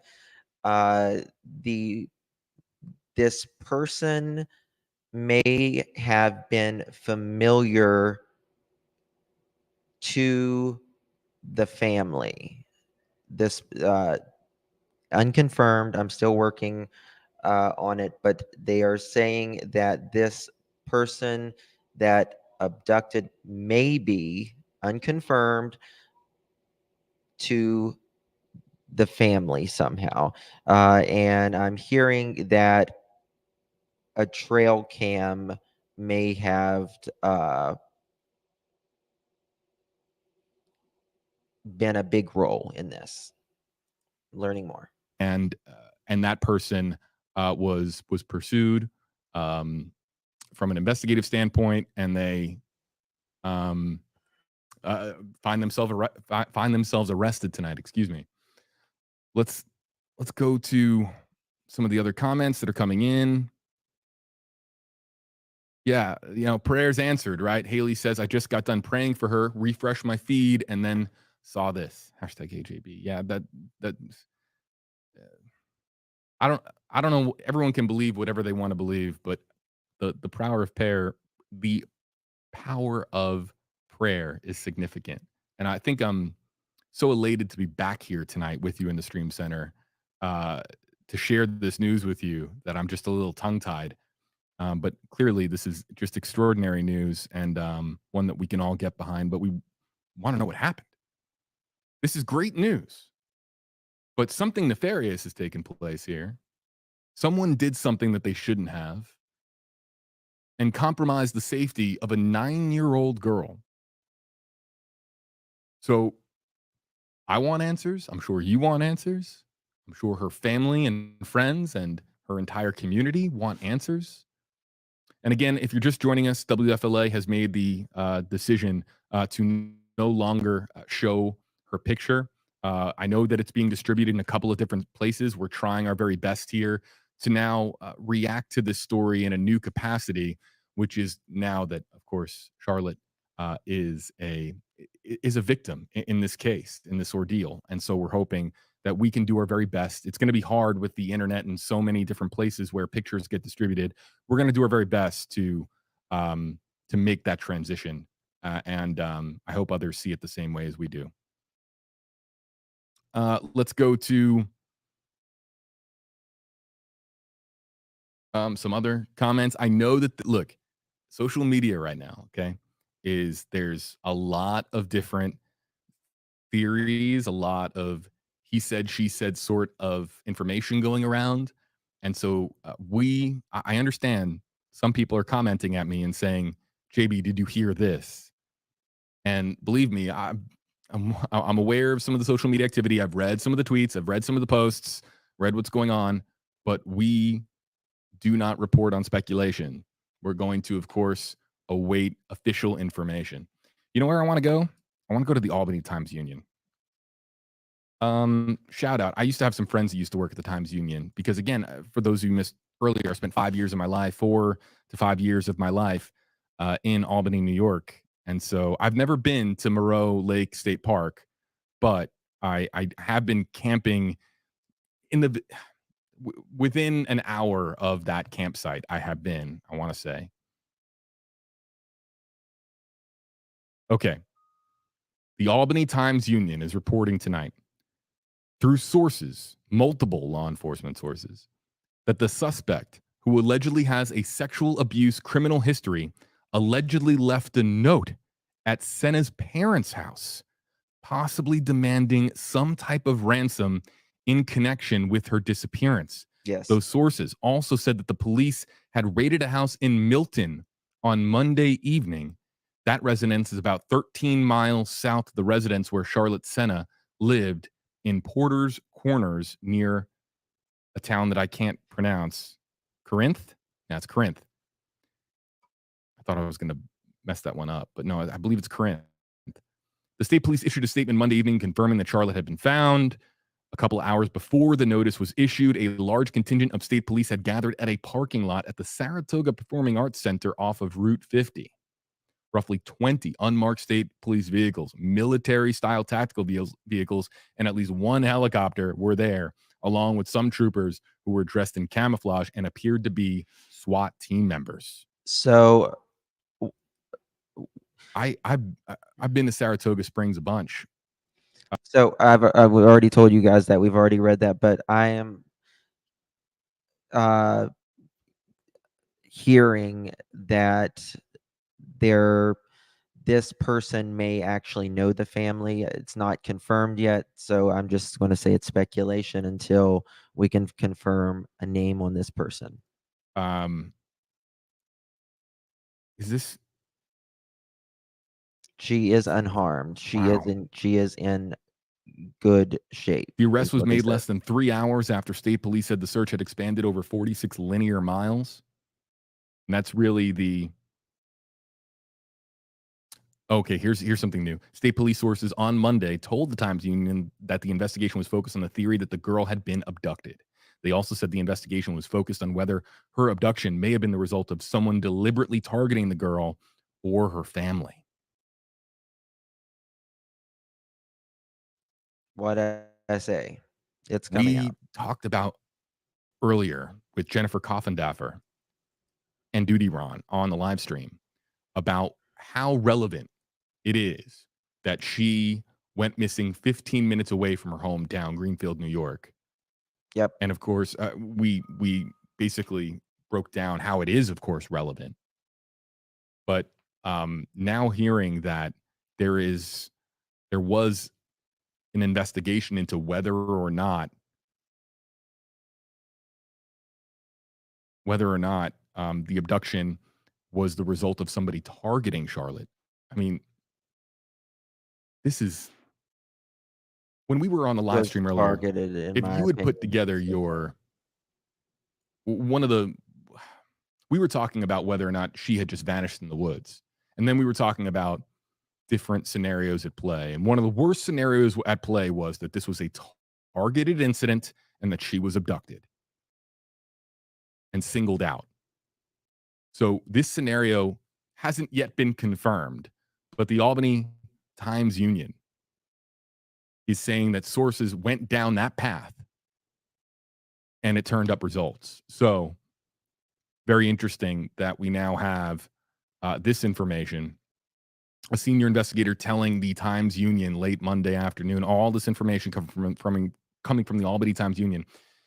Senior investigator telling them that the investigation is largely focused on theories that the child was pulled into a vehicle against her will or dragged into the woods. Again, worst case scenario almost at play here. The worst of the worst would have been, of course, that something terrible had happened to Charlotte beyond her abduction where she was harmed. But we keep being told, we're told by New York State Police that she was found and in good health. But now hearing that they went down the path of perhaps the child being pulled into a vehicle against her will or dragged into the woods, it just it makes your heart sink. I got a second confirmation that there was a ransom note. There was a That ransom something note. like that could happen. At such a the family was trying to have a good time. They went to a campsite to 15 minutes away, maybe to get out of their living room, get away from Netflix, Hulu, get away from the television and just enjoy the open outdoors, a little change of scenery, maybe go fishing, maybe go hiking. Clearly bike rides were something that they wanted to do with Charlotte. And so to think that that an abduction, a potentially elaborate abduction took place is absolutely terrifying. If you're a parent, is there any scenario more crippling with fear than your child being taken by somebody? I don't think so. Obviously, there are more sinister outcomes than just being abducted. I get that. But I mean, we're talking about the stuff of nightmares coming to life for the Senna family. But if there's one thing that we can look up and say thank you, it's that Charlotte wasn't harmed. She's in good health. She's safe. But now the question is, who is capable of doing something so evil? That's the word. You do anything to a child, take a kid, harm a kid, or worse, just evil, plain and simple. So, man, oh man, I'm still in a state of shock, and in a good way, because I'm glad that, can you imagine the hug? Think about it. The hug between Charlotte and her parents tonight. I mean, that it's the reunion. We haven't been told yet if it has happened, if the family has been reunited with the little girl. But my goodness, that will put a smile on your face. What will erase that smile from your face is who this suspect is and why they would do something so absolutely terrible. All right. So Ashley Reynolds wants to know, #KJB, where was Charlotte found at?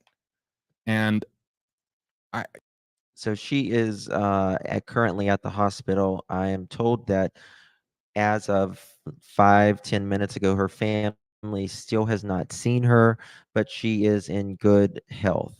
She is physically okay. What I am being from a source is telling me that allegedly, so this has not been confirmed, that this person is somewhat known of the family, but again, that is unconfirmed. We are still waiting to learn that.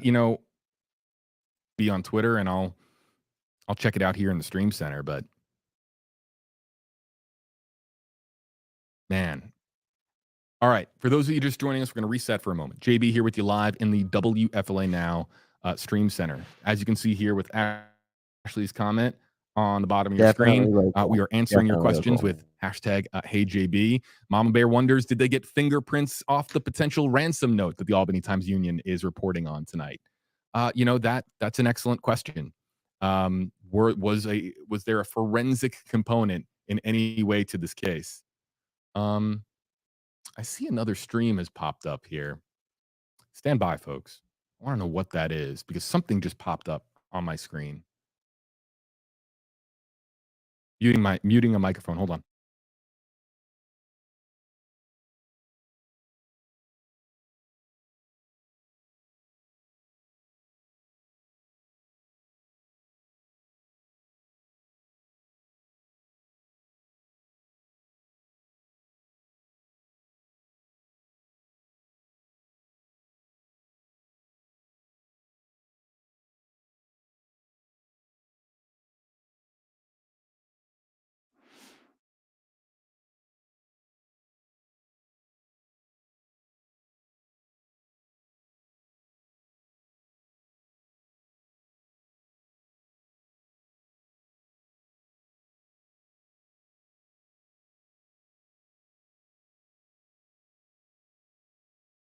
All right, guys. So I need to. We're learning something here. So Albany Times is reporting this right now. The suspect.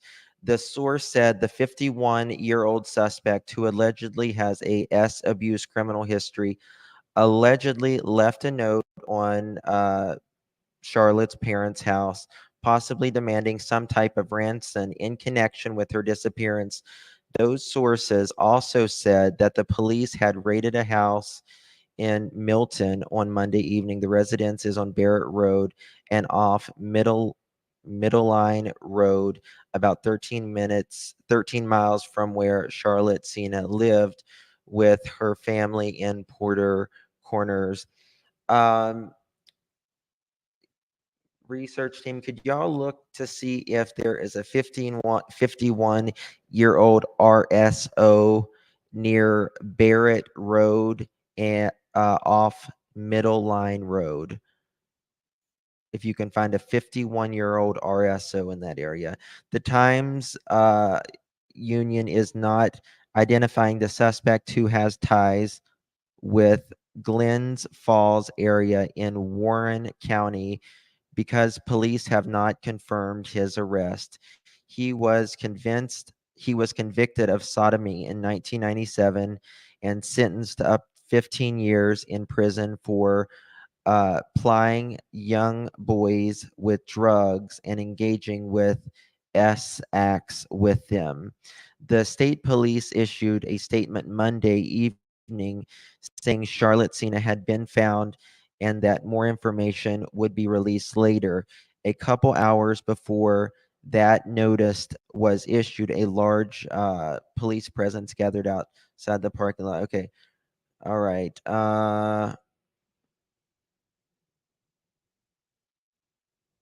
Just trying to see if there's anything else that. All right, local business. All right, so we're going to go back to JP. Thank you so much, Jaguars. Appreciate you. We don't know what Charlotte has been through at this time. We just got to continue to pray. New York. I've been trying to get a location from our team because these satellite coordinates just became available to us. And there you can see a helicopter in the air.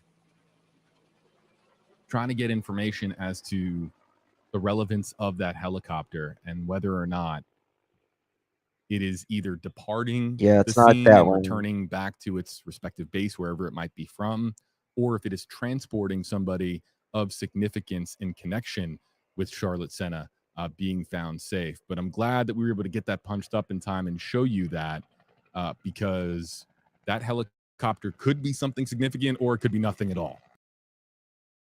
Okay, I'm giving you some still unconfirmed news So what I'm saying now is, at this point, I'm saying alleged. He is allegedly a neighbor and is currently from Corthan. He left a ransom note. So this person used to be allegedly a neighbor. They matched fingerprints and waited for his phone to ping. They then tracked him down and got her at SPAC. I don't know what that means.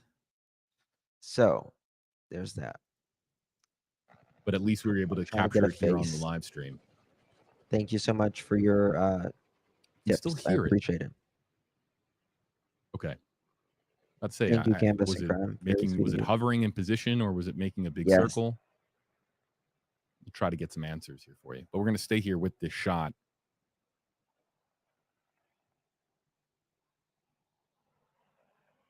Again, if you're just joining us, a press conference is said to happen. It was said to likely happen at some point tonight, but we haven't been given an official time. We just have been told to be on standby for that press conference. We've got several different feeds up here in the stream center. We're going to be bouncing around to different feeds. This is the only one that's currently active and showing a picture. So if any of the other ones pop up and become available, we'll, of course, share that here with you on stream.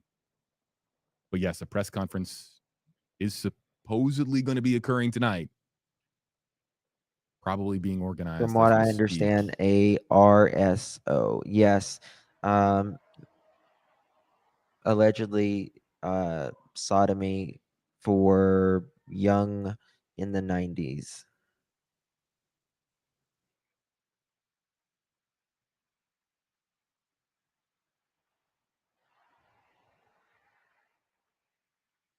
This is a shot from our NBC sister station, WNYT, out of Albany, New York.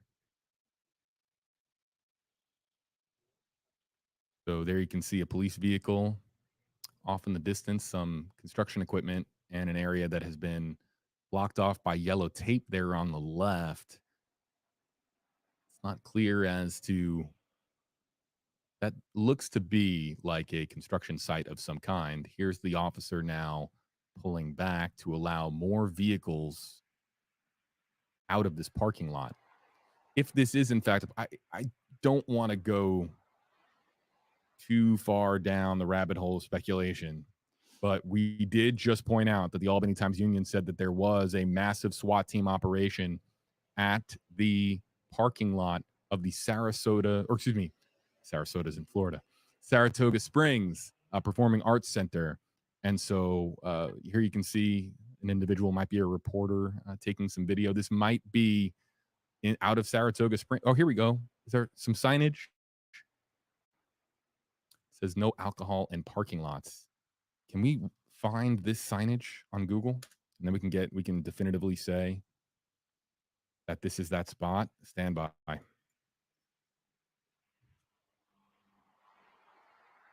Google Street View.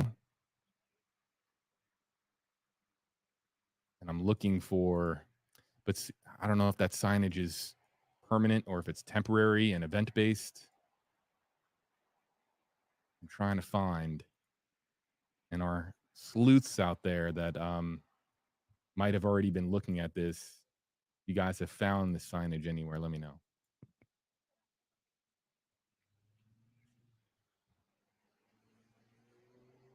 Clearly, this officer is protecting this parking lot.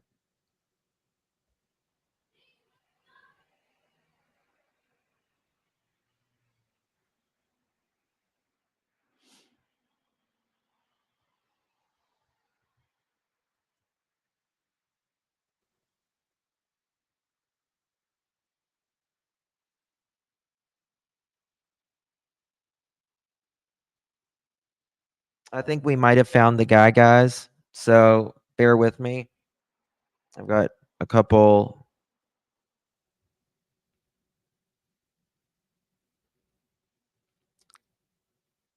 It's just so dark. It's hard to make out any.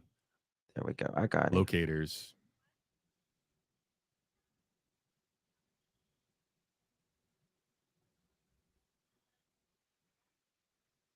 Here's another vehicle coming out. Okay.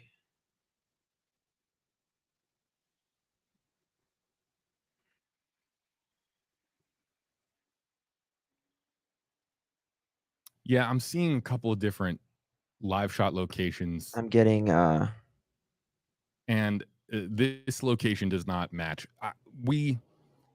I believe that this is the Saratoga Springs Performing Arts Center, but can't say with certainty until we have it confirmed by the news team responsible for distributing this signal. I how hope to old is get some kind of he? an update for you there. In fact, let me just check one or two more places. Would that be 53? Hold on, let me check something, guys. I gotta check my source. Yeah, it just doesn't have a locator. Make sure this is. They just put in big capital letters. Don't worry about WNYT 9-year-old Charlotte Senna found alive, and then they distribute us this signal. And I wish I had a locator, but it's just so dark. And I believe it's the Performing Arts Center parking lot. Could be wrong.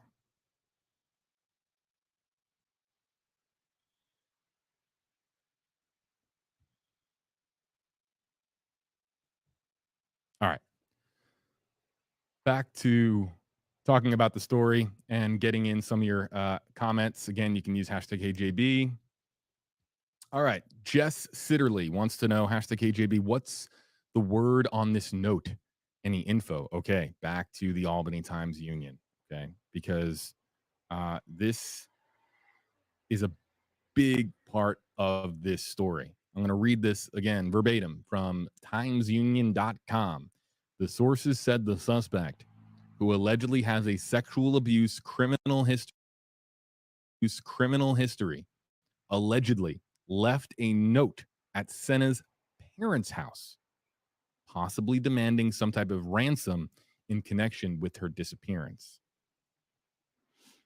Those sources also said the police had raided a house in Milton on Monday evening, and then, of course, okay, so we know that. And then, of course, we were talking about the Saratoga Springs Performing Arts Center as well, and the SWAT operation that went on there. But it's important to note the ransom note, if it does in fact exist, if there is in fact a ransom note attached to this story, it wasn't left at the campsite, okay? It was left at her home in Greenfield, or Porter's Corners, I think is the exact neighborhood.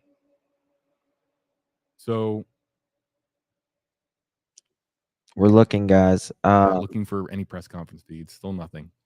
Yeah. So what's the word on this note? Jess asks. Any information other than that? I've got it's a note person, but I don't want to release it until I might know. have demanded a type of ransom, and that it was left at her parents' house, and that who the person allegedly responsible for writing that note has a sexual abuse criminal history. It's terrifying because we've been told that Charlotte is safe and in good health, but to be abducted by somebody with a sexual abuse criminal history, and knowing that Charlotte was with that person, or we believe at this stage with this information, was with that person for a period of 40 to 48 hours, it's terrifying to think about. And we can only hope and pray that this was just a snatch and grab, and that it didn't go beyond that. I'll leave it at that. It's just, but when you hear that there was a sexual abuse criminal history with the alleged suspect,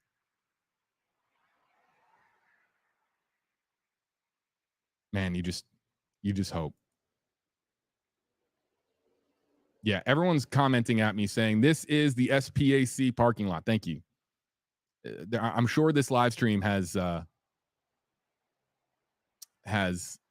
found a lot of different people, including people that weren't in Saratoga Springs 10 years ago. I think the last time I was there, I've never been to the Performing Arts Center, but I have driven past it in the past. The last time I was there was Yeah, 10 years ago. Almost exactly 10 years ago. So I appreciate all the commenters who are confirming my suspicion that this is, in fact, the parking lot of where, again, some kind of a SWAT operation occurred, just officers in tactical gear swarming a particular location. So how could the SPAC be involved? Is that was that a location where the suspect is known to have visited? Is it a place of employment? Is it where they had tracked that individual? It's just, again, just waiting for a press conference to confirm how this all fits together, because we have multiple different spots on the map. This wasn't uniquely located and exclusively located to the campsite. This spread out around the area north of Albany, in areas including Saratoga Springs and in Porter's Corners.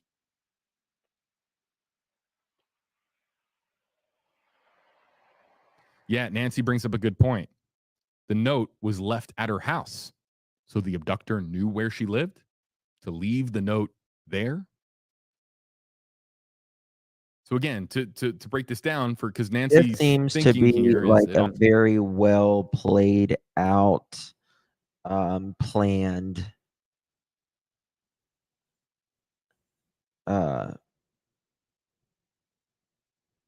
something like that.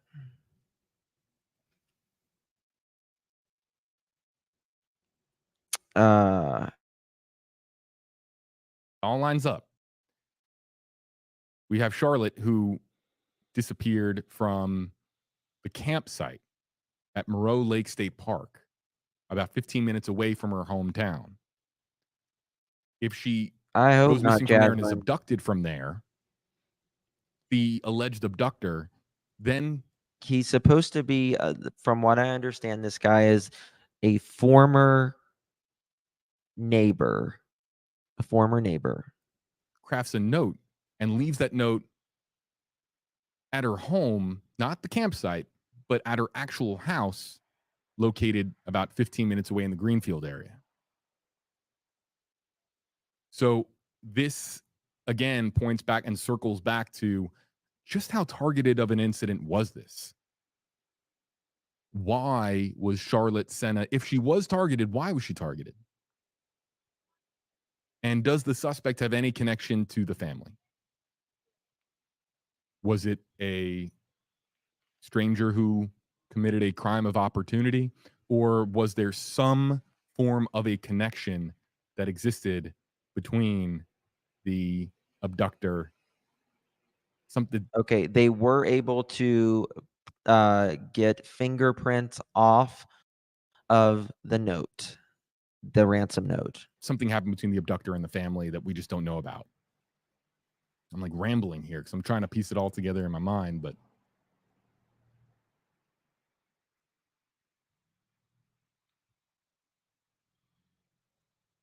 let's also ask this question. It begs to be asked, but this is going to be a future question.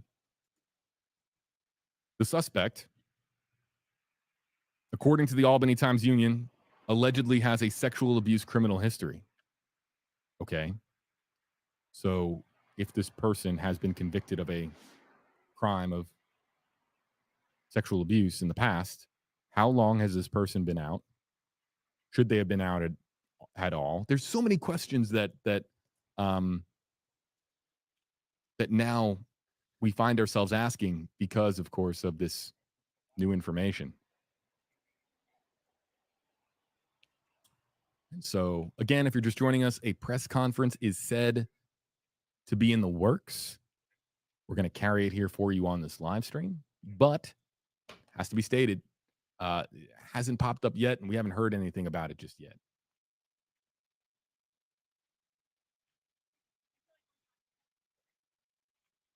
Checking a couple things here. Hold on, stand by.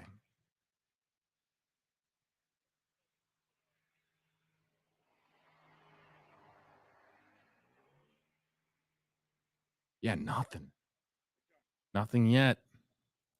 I have been told that there are certain media, certain channels, certain websites, news websites. Everyone is just on standby to launch their press conference coverage. And so I'm not the only one waiting. You're not the only one waiting. A lot of different media agencies are waiting for any kind of an update as to when this press conference is going to occur. And it's been radio silence. The only thing that we have is from the New York State Police. But you know what? Their newsroom website, where we originally had this information from to begin with, so we're just going to refresh.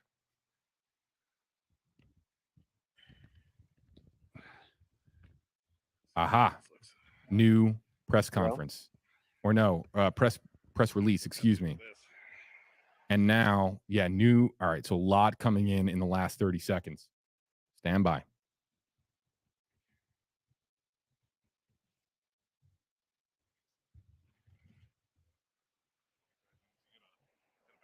All right. One news station in New York is reporting. Aha. Okay, got it. Okay, here it is. From New York State Police, this release out moments ago, and I'm going to read it as follows. And we'll put away this comment and also to mute some of the background audio here as we leave up this shot. All right, this is just in. On October 2nd, 2023, through the course of the investigation, state police identified an individual as being in the area of Moreau Lake State Park around the time Charlotte went missing. Further investigation led to the search of multiple residences where the individual is known to reside. Upon the search of those residences at approximately 6:32 p.m. on October 2nd, 2023, state police located Charlotte Senna safe and in good health. The suspect was taken into custody. This investigation is a culmination of multiple agencies working together for the common goal of bringing this child home to her loving family. We cannot emphasize enough how appreciative we are for the support we received from Charlotte's community, friends, and family. This is still an active investigation.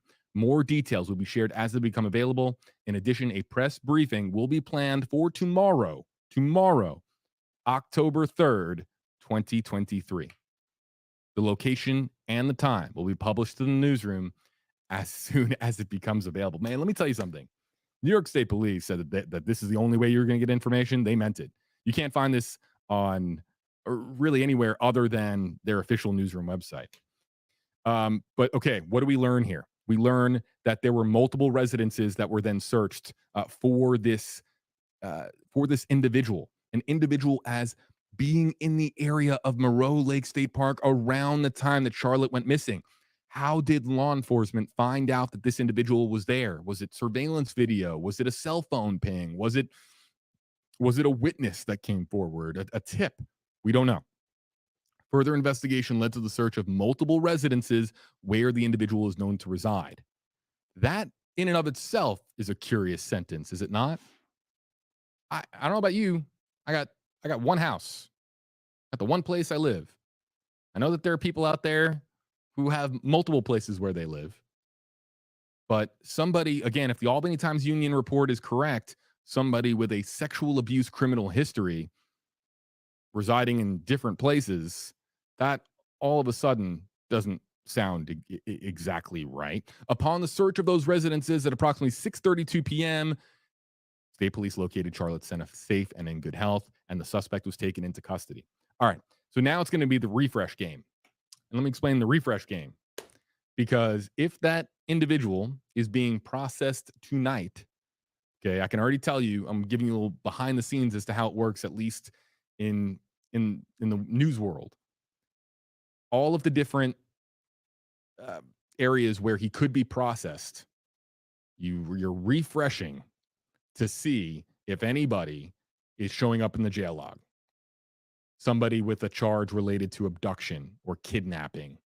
They're not showing it right now, parole, but potentially. I mean, these are I've things got that like could pop two, up because then but I don't want even to. before I the need press a conference confirmation. occurs the next day, again tomorrow, then you have people then saying, okay, this person was just arrested in upstate New York in connection to and really facing these charges. So That's probably what's going to happen now. In fact, I'm sure that people are already checking jail logs in New York, trying to find anything that resembles an arrest, with the charge of, um, kidnapping or an abduction related charge.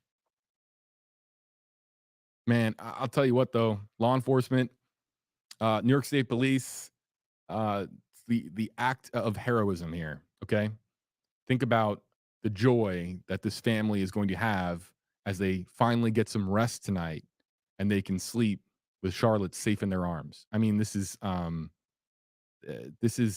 stuff that gives you chills. This is the stuff that really makes you grateful when you get news of this caliber and you hear about law enforcement agencies coming together, volunteers coming together.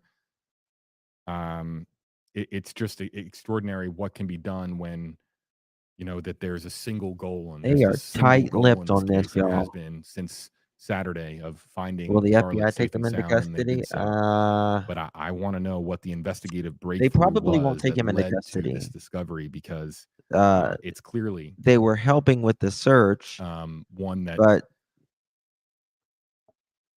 might have saved her I life hope she wasn't harmed in any and way. saved her from something extraordinarily sinister.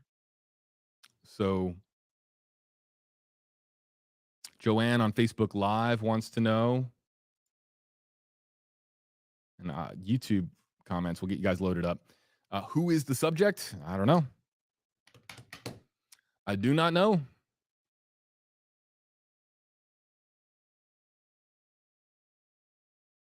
But whoever it is accused of doing a bad thing. Really bad. Okay? Doesn't get more plain than that. Okay, what's this new video coming up? All right. Again, the stream center is still active. Feeds still coming in. This looks to be, let's put this away. Okay, so this is what we call feeding B-roll. Okay, Yes. so We know latched onto this signal, and this is a reporter path or a photographer path. They are feeding back video now. Oh no, actually, this is the B-roll that we had earlier. Scratch that. I saw a different feed pop up, and they were getting ready to feed back video. In fact, I'll show this to you here. This is what I was talking about. They're getting ready to feed back video, and they were preparing to roll it through. So I'll keep my eyes here on that. Apologies for the confusion. I was looking in one place and didn't know what everybody else was seeing on the stream. So yes, press conference tomorrow, a press conference that we'll have for you here on WFLA Now.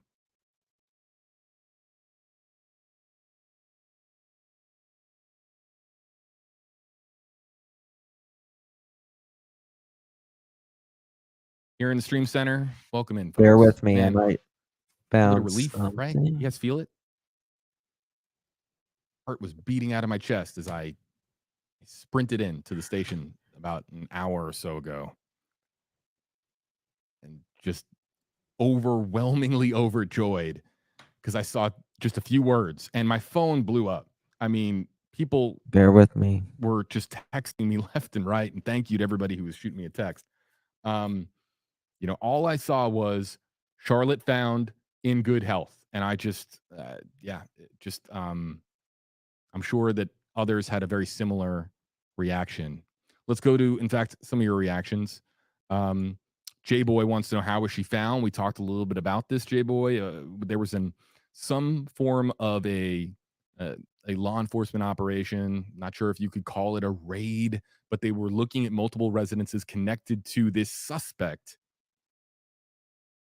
and they found her, and safe and in good health. I'm sure, we say good health, right? We talk on our live stream about mental health. In good health.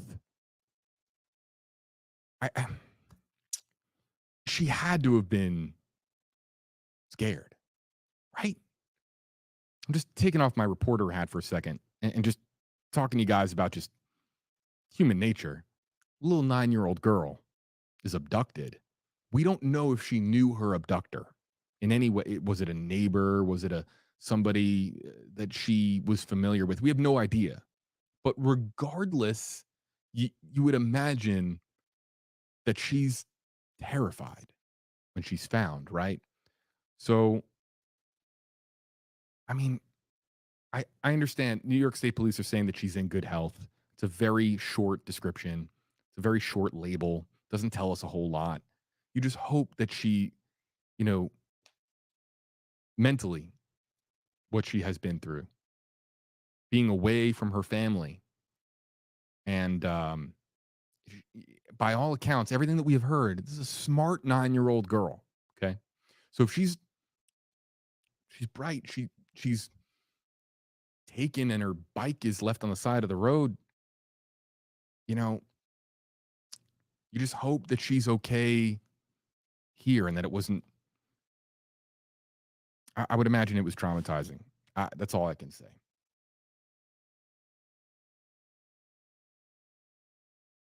Just hope she's all right.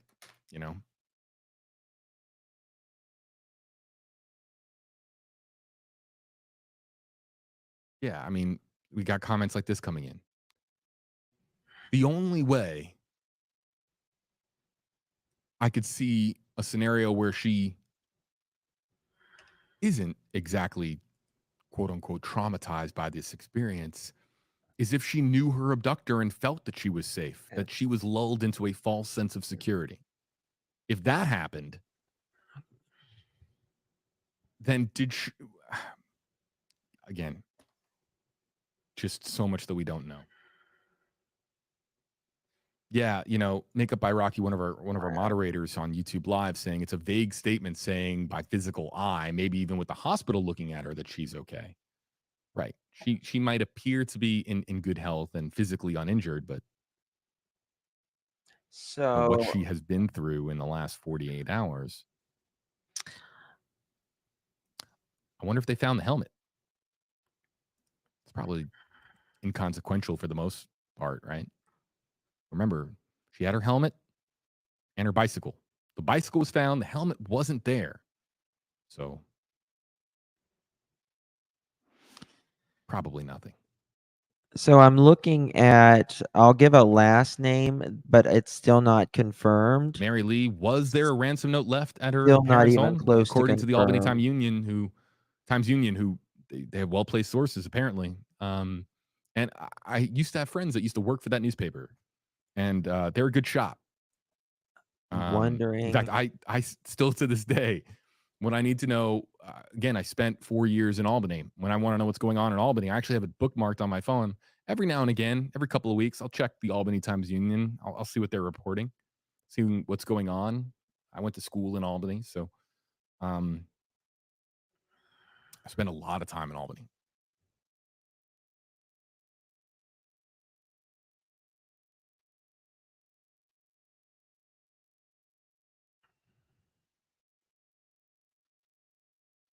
Yeah, look.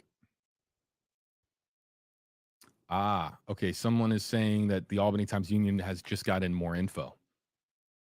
Aha, got it. Here we go.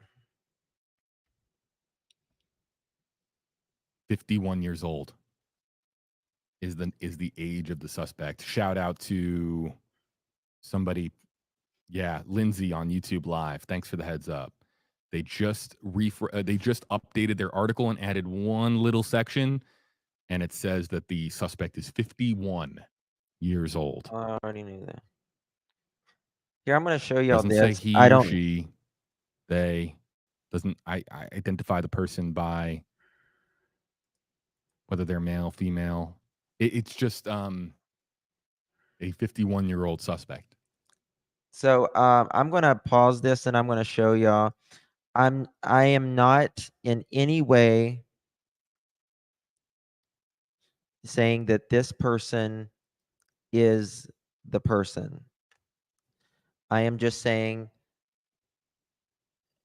that what I am saying is that this person is a 51 RSO.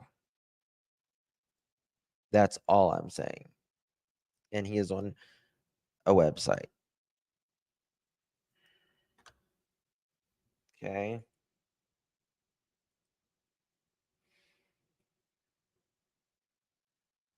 So this is not, repeat, not confirmed. The only thing I am saying is that this person is a registered RSO. He has a risk level of 3. 34 Grand Street, Glens Falls, New York. And convicted in the 90s. 3 male victims. Arresting agency Glen Falls City Police Department. Relationship to victim, non-stranger, no weapon used. Term 30 months to 90 months state prison. Drives a Chevrolet Trax 2018 red.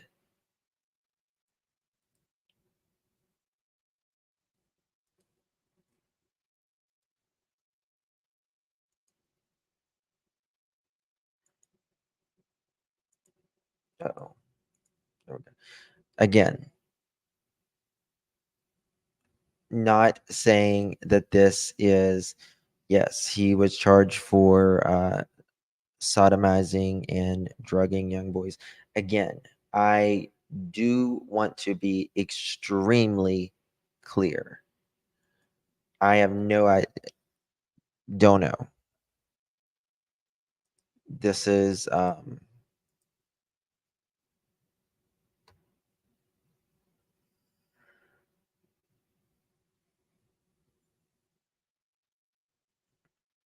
what is it, Trina? He made a video saying it wasn't him earlier today that Timothy got. This guy did? Do you have that? Do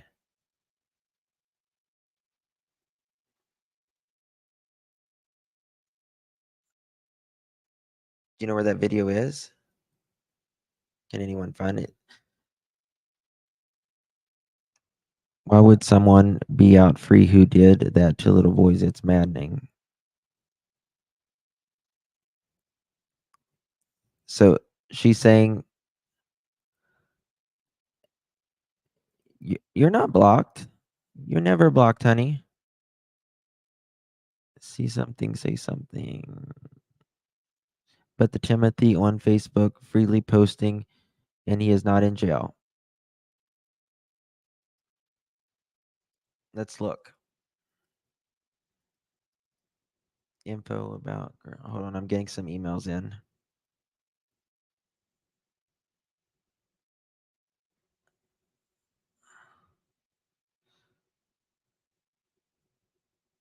Enrolled in classes.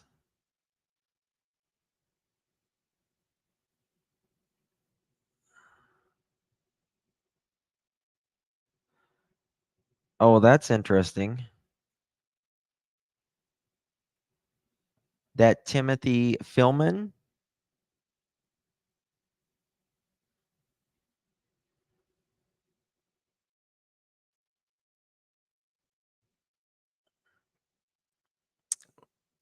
Someone just sent me this.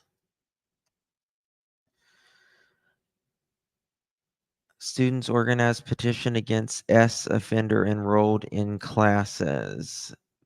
Began September 8th. The college sent out mass emails alerting all students that a level 3 RSO would be attending in-person classes.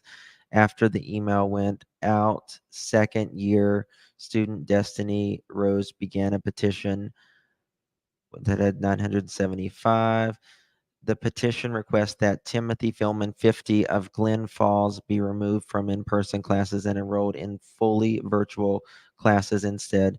The petition states, it is in my opinion that students that have Timothy Philman, a level 3 RSO on the campus with minors and a daycare is unethical and unsafe. When was this?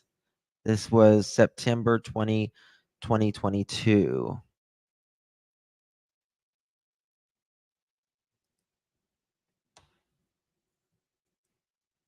Yes. The main thing is she is safe. Oh man.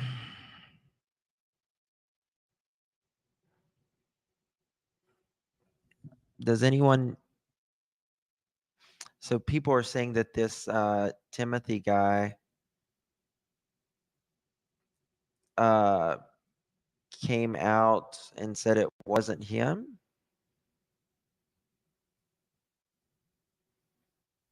I'm looking to see if there is multiple law enforcement sources said that the 51-year-old suspect who has a S abuse criminal history allegedly left a note on the girl's parents' house, possibly demanding some type of ransom in connection with the disappearance.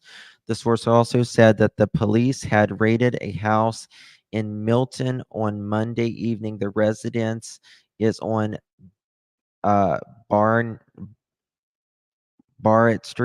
Road, rather, off Middle Line Road, about 13 miles south of where Charlotte's family and her family lived in Porter's Corner near Corneth. The Barrett Road residence is where a relative of the suspect apparently lives, and the girl may have been found in some type of trailer on the property, according to law enforcement source.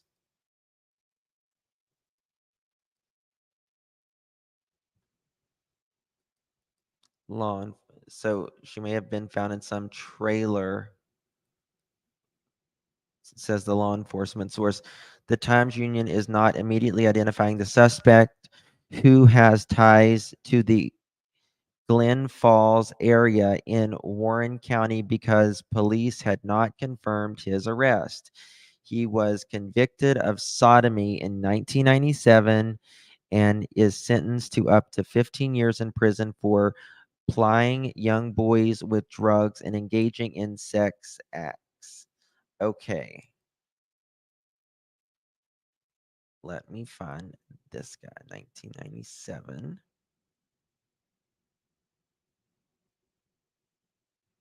Yeah, this guy, this guy was 1997.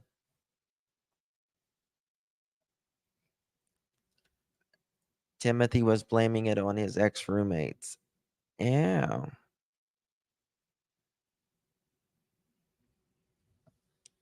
Charles Ross named on another channel. Yeah, I saw that, but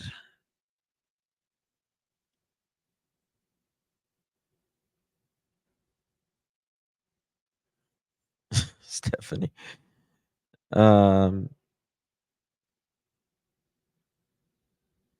She is okay. She's physically okay. She is at the hospital currently right now. This guy, again, I'm not saying it's him at all. Not saying it's him at all. But he was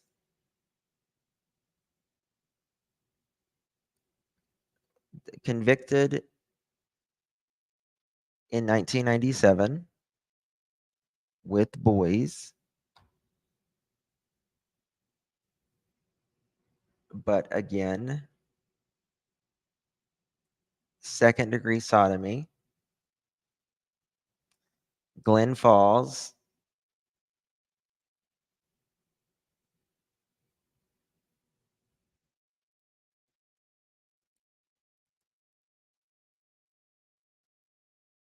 I don't know. Who was camping in Site 12? Did they have? This is someone who is new of the family, from what I understand. New of the family. Bear with me one second, y'all. Let me see if there's anything JP is reporting now. about a really creepy scenario at play here. I mean, on the disturbing scale, we're talking beyond the 10. They do have a suspect. They just haven't named it yet. We'll get more information in the press conference tomorrow. And our press conference coverage tomorrow, we'll have here on this live stream. And what we'll try to do, of course, is have pre-press conference coverage, post-press conference coverage, and try to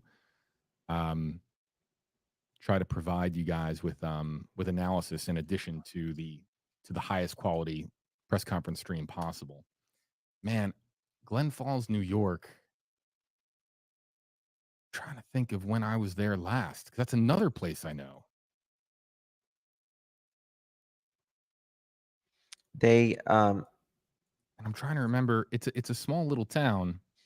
So they are doing a press update or press conference tomorrow. I do want to show you this update at 8 p.m. 46 minutes ago on October 2nd, 2023. Through the course of the investigation, state police officers. Hold on one second. Hello?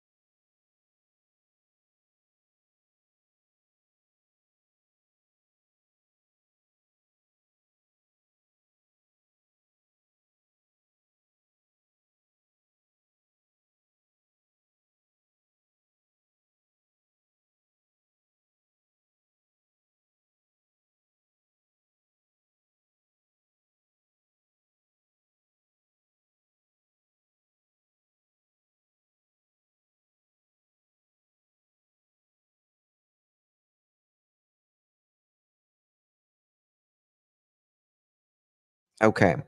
Let me read this to you, and then I got to show y'all something. All right.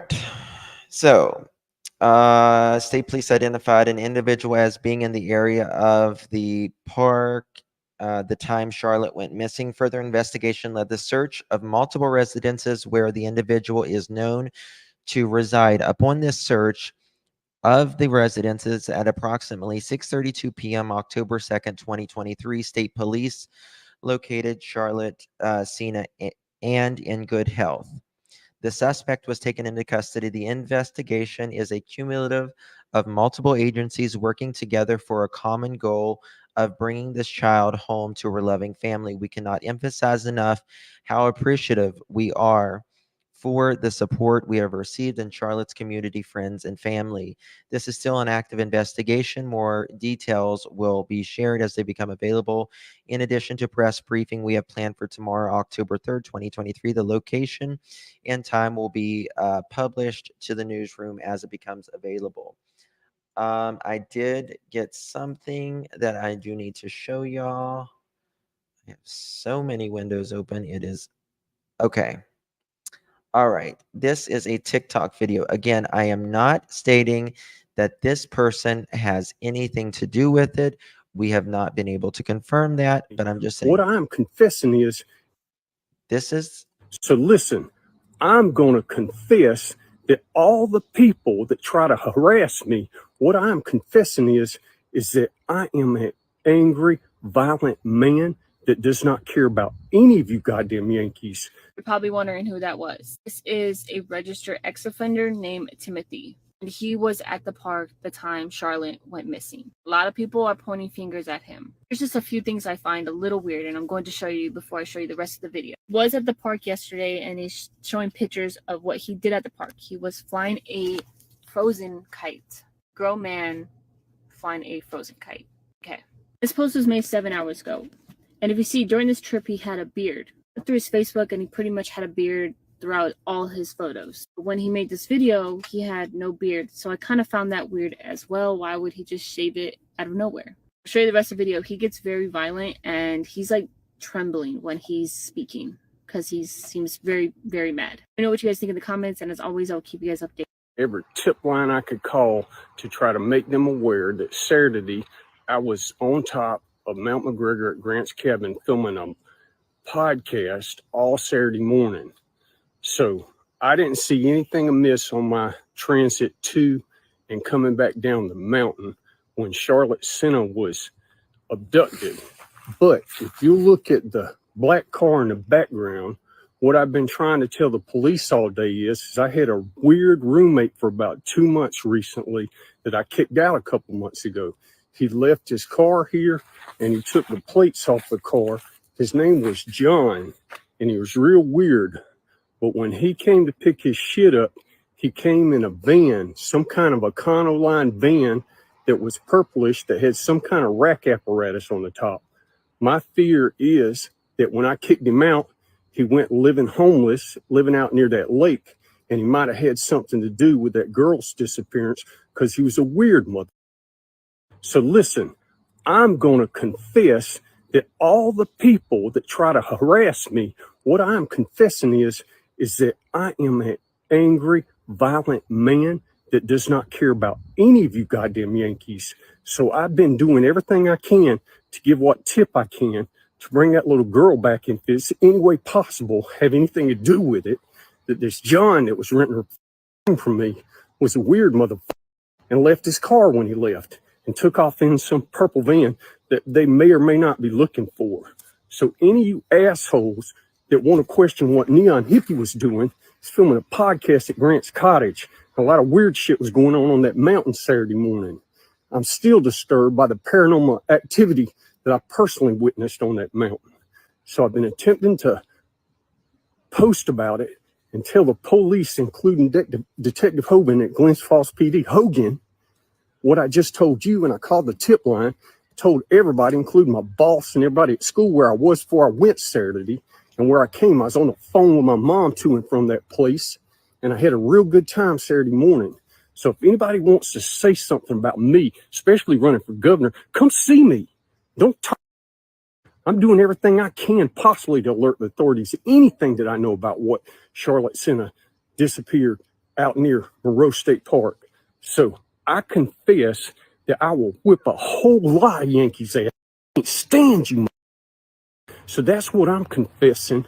And I'm telling the police everything I can about this John cat. So y'all go out and do what you can during this Amber Alert to bring Charlotte Senna home safely. A, so you won't have it say I had anything to do with it. And B, because that girl needs to come home safely.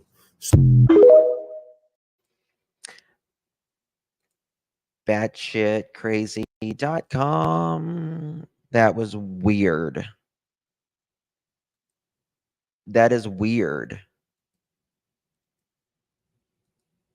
That is weird. I'm sorry. I'm not sorry. That's weird.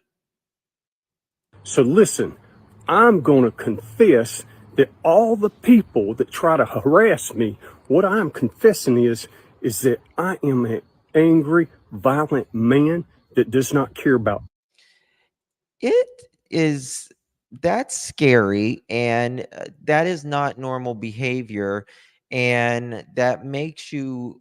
I'm not saying that this man has any part of this at this time. There has been no confirmation, and I want to make that clear. But he's talking about paranormal activity. He's talking about running for governor. He's talking about violence. He's talking about all kinds of stuff when he was up on a mountain. I mean, hold on. Released an update 51. Yes. Yeah. We've and this the only thing we do know about this man that I've been talking about here is that he is a RSO. This man was convicted in the 97. He lives in the area, and He was arrested for second-degree sodomy. Term 30 months to 90 months in the state prison. Suspect number one in my book. Perhaps Gypsy. I don't know, but it's weird. It's Any of you goddamn Yankees. You're probably wondering who that was. so as you can see here, this is which I showed you guys. This is a registered ex-offender named Timothy. And he was at the park the time Charlotte went missing. A lot of people are pointing fingers at him. There's just a few things I find a little weird, and I'm going to show you before I show you the rest of the video. He was at the park yesterday, and he's showing pictures of what he did at the park. He was flying a frozen kite. Grown man flying a frozen kite. Here is photos of him flying a frozen kite. This is he was at this location, right? Allegedly. Right here's some photos. Let me go see if I can. Okay. This post was made 7 hours ago. And if you see, during this trip, he had a beard. I went through his Facebook, and he pretty much had a beard throughout all his photos. But when he made this video, he had no beard. So I kind of found that weird as well. Why would he just shave it out of nowhere? I'll show you the rest of the video. He gets very violent, and he's like trembling when he's speaking because he seems very, very mad. Let me know what you guys think in the comments, and as always, I'll keep you guys updated. Every tip line I could call to try to make them aware that Saturday I was on top of Mount McGregor at Grant's Cabin filming a podcast all Saturday morning. So I didn't see anything amiss on my transit to and coming back down the mountain when Charlotte Center was. All right. So look at this.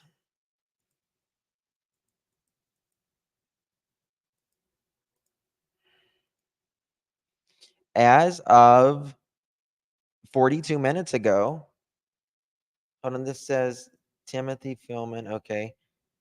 42 minutes ago, someone wrote 57 minutes ago, he wrote, "Hope I entertain you to pieces, you God am Yankees."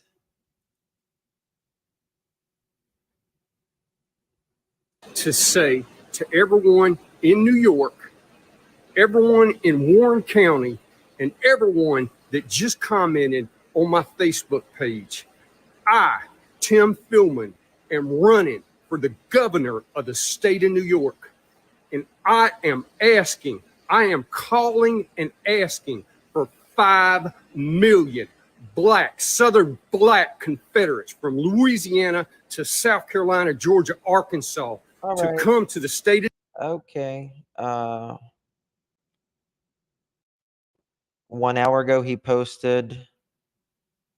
7 hours ago.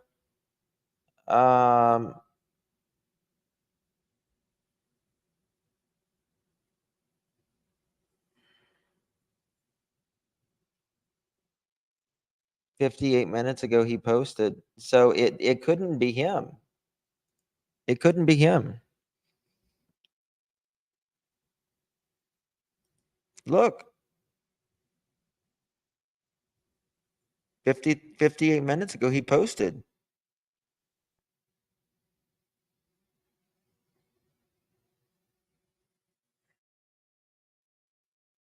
I think he's just off his rocker.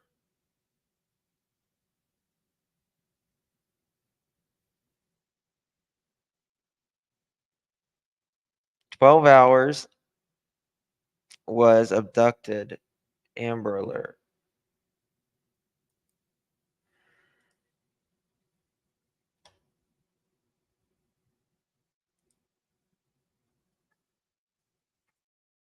He still has a record. Right, Lily.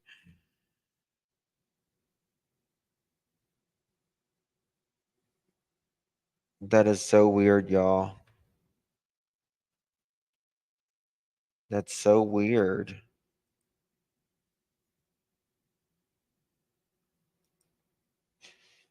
I mean, he's like the only 50-some-year-old that I see that. So I mean, unless someone else has, access of his thing, but I don't see that's very likely, to be honest with you.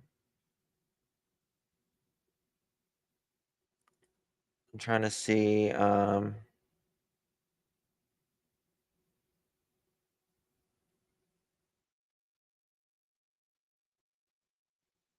there is anything else.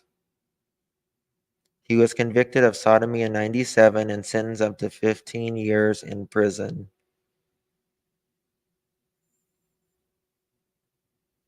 That's the only one like I can find, but there has to be someone else out there because I mean, look up John F. Young. If it's not him, why is he frying a frozen kite? Is he in danger? I mean, unless like something's screwing. I mean, I don't know. This is weird. This is really weird. Ex-roommate from Tanya. I agree. Okay, let me check Grizzlies.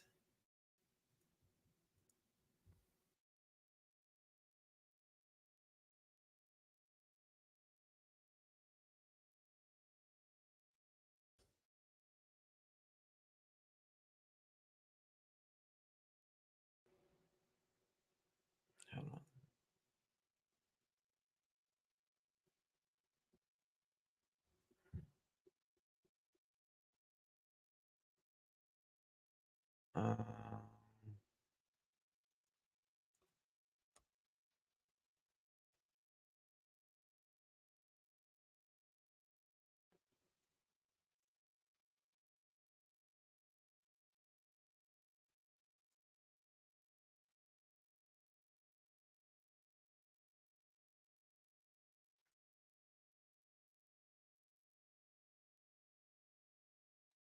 Give me 1 second. So is this ice cream trucks?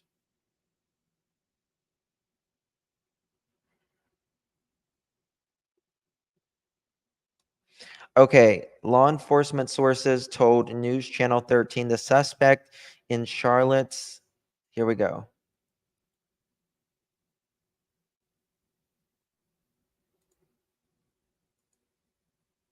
Here we go.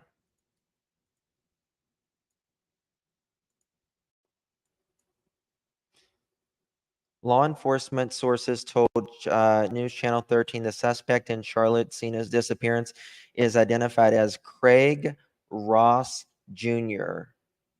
Craig Ross Jr. Hello, Craig Ross Jr.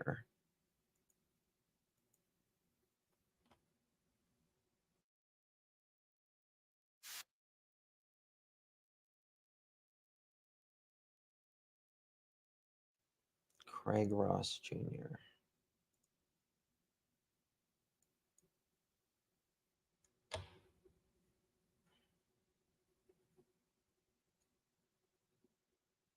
I'm looking.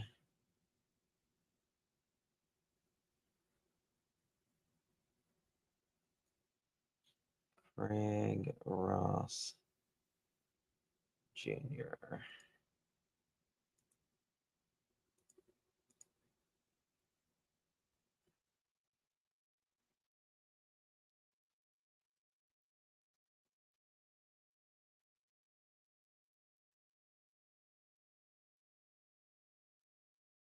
I cannot find him.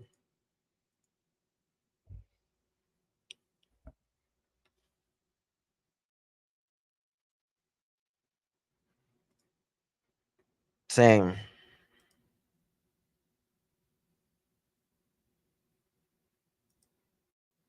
Same.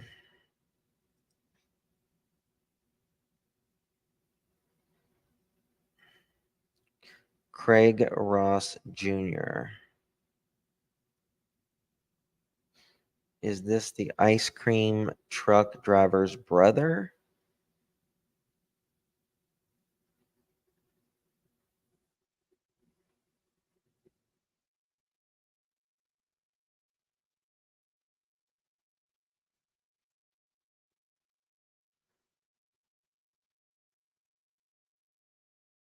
Possibly demanding some.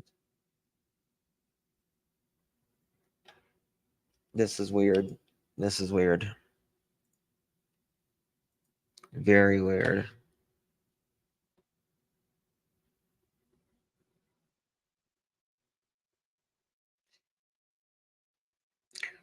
Neighbor saw suspicious car passing parents' house in Greenfield, finally stopped and dropped something in the mailbox. Police came, found ransom note, were able to pull fingerprints and identify kidnapper, showed pictures of Charlotte's dad, and he knew who the person was.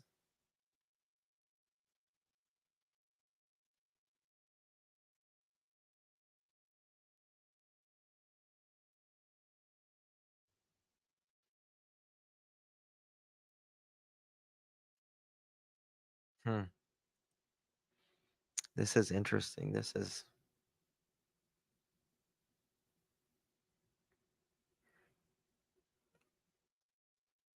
we're looking right now. I don't know this Frozen guy's. He's weird though, y'all. I don't care. He's weird. He doesn't need to be. Does not need to have social media. I don't think if you're an RSO, you can run for the president. You can't. You run to be a president. Can't have any felonies.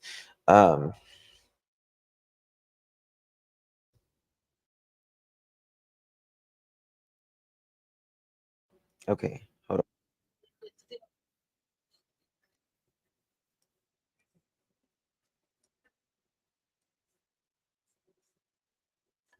p.m. Charlotte Senna went for a bike ride at Moreau Lake State Park.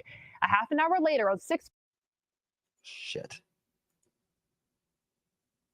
But still, it was still a celebration.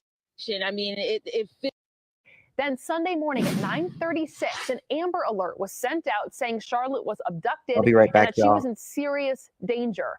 State police said Charlotte's bike was found, but there was no sign of Charlotte. Then at 1:30 p.m., Governor Kathy Hochul held a press conference with members of law enforcement. She said, quote, "We are leaving no stone, no branch, no table, no cabin unturned, untouched, unexamined in our search to find Charlotte." And then that brings us to today. This morning, just before 9, the Corn Central School District mobilized its crisis team to help the school community during this difficult time. At 4 p.m., state police said they sent out 400 certified search and rescue personnel to search for Charlotte. And then finally, at 6:45 this evening, the great news, Mark Mulholland broke this, that Charlotte has been found alive and safe. This is video from earlier today where search crews were looking for Charlotte at Moreau Lake State Park. There were hundreds of people helping. You can see from several different agencies. 48 grueling, painful hours for that family, and that park was closed as well to the public so they could treat this area as a crime scene, but they never classified it as anything other than a child that was missing. Our team coverage of this will continue coming up in the next 5 minutes. But first, let's take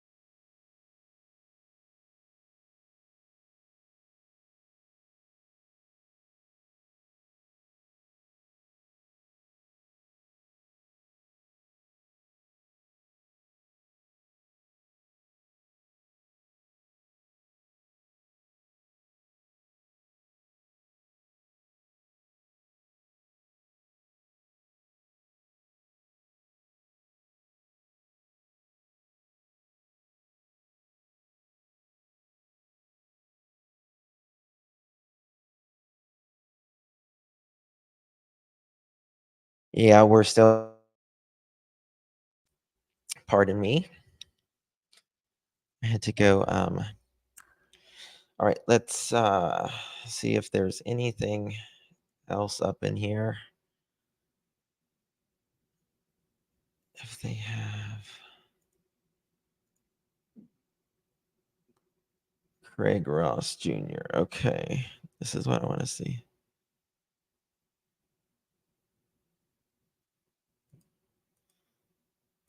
I want to see if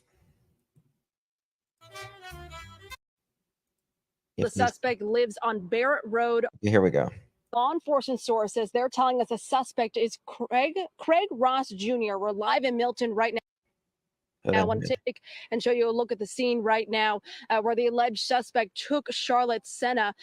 This is from state police. They're telling us they identified the suspect as an individual as being in the area of Moreau Lake State Park around the time Charlotte was missing.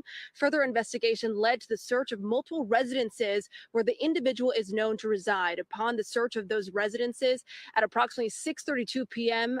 Today, state police located Charlotte Senna safe and in good health. The suspect was taken into custody. We're told the suspect lives on Barrett Road off of Middle Line Road. Again, law enforcement sources telling us the suspect is Craig Ross Jr. That is first on 13.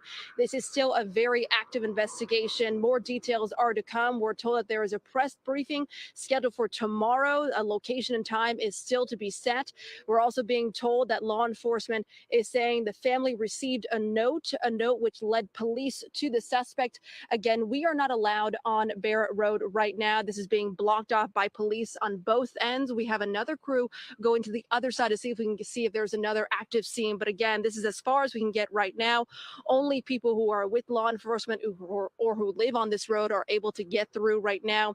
Again, the suspect, we're told, is Craig Ross Jr. He is the alleged suspect who took Charlotte Senna 2 days ago, who went missing. But again, thankfully, she has been found. We'll have another update for you later on in the newscast here. But for now, we're live in Milton. Tessa Bentulin. Rachel, I'll throw it back to you. Tessa, thank you. But I want to ask really quick. You mentioned police. Craig Ross Jr. That's the only thing we know at this moment.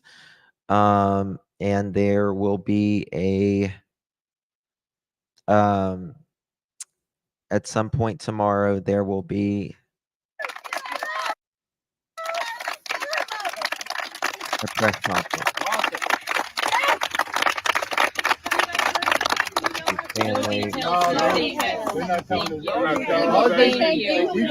What a great day. What a great day for this family. Thank God.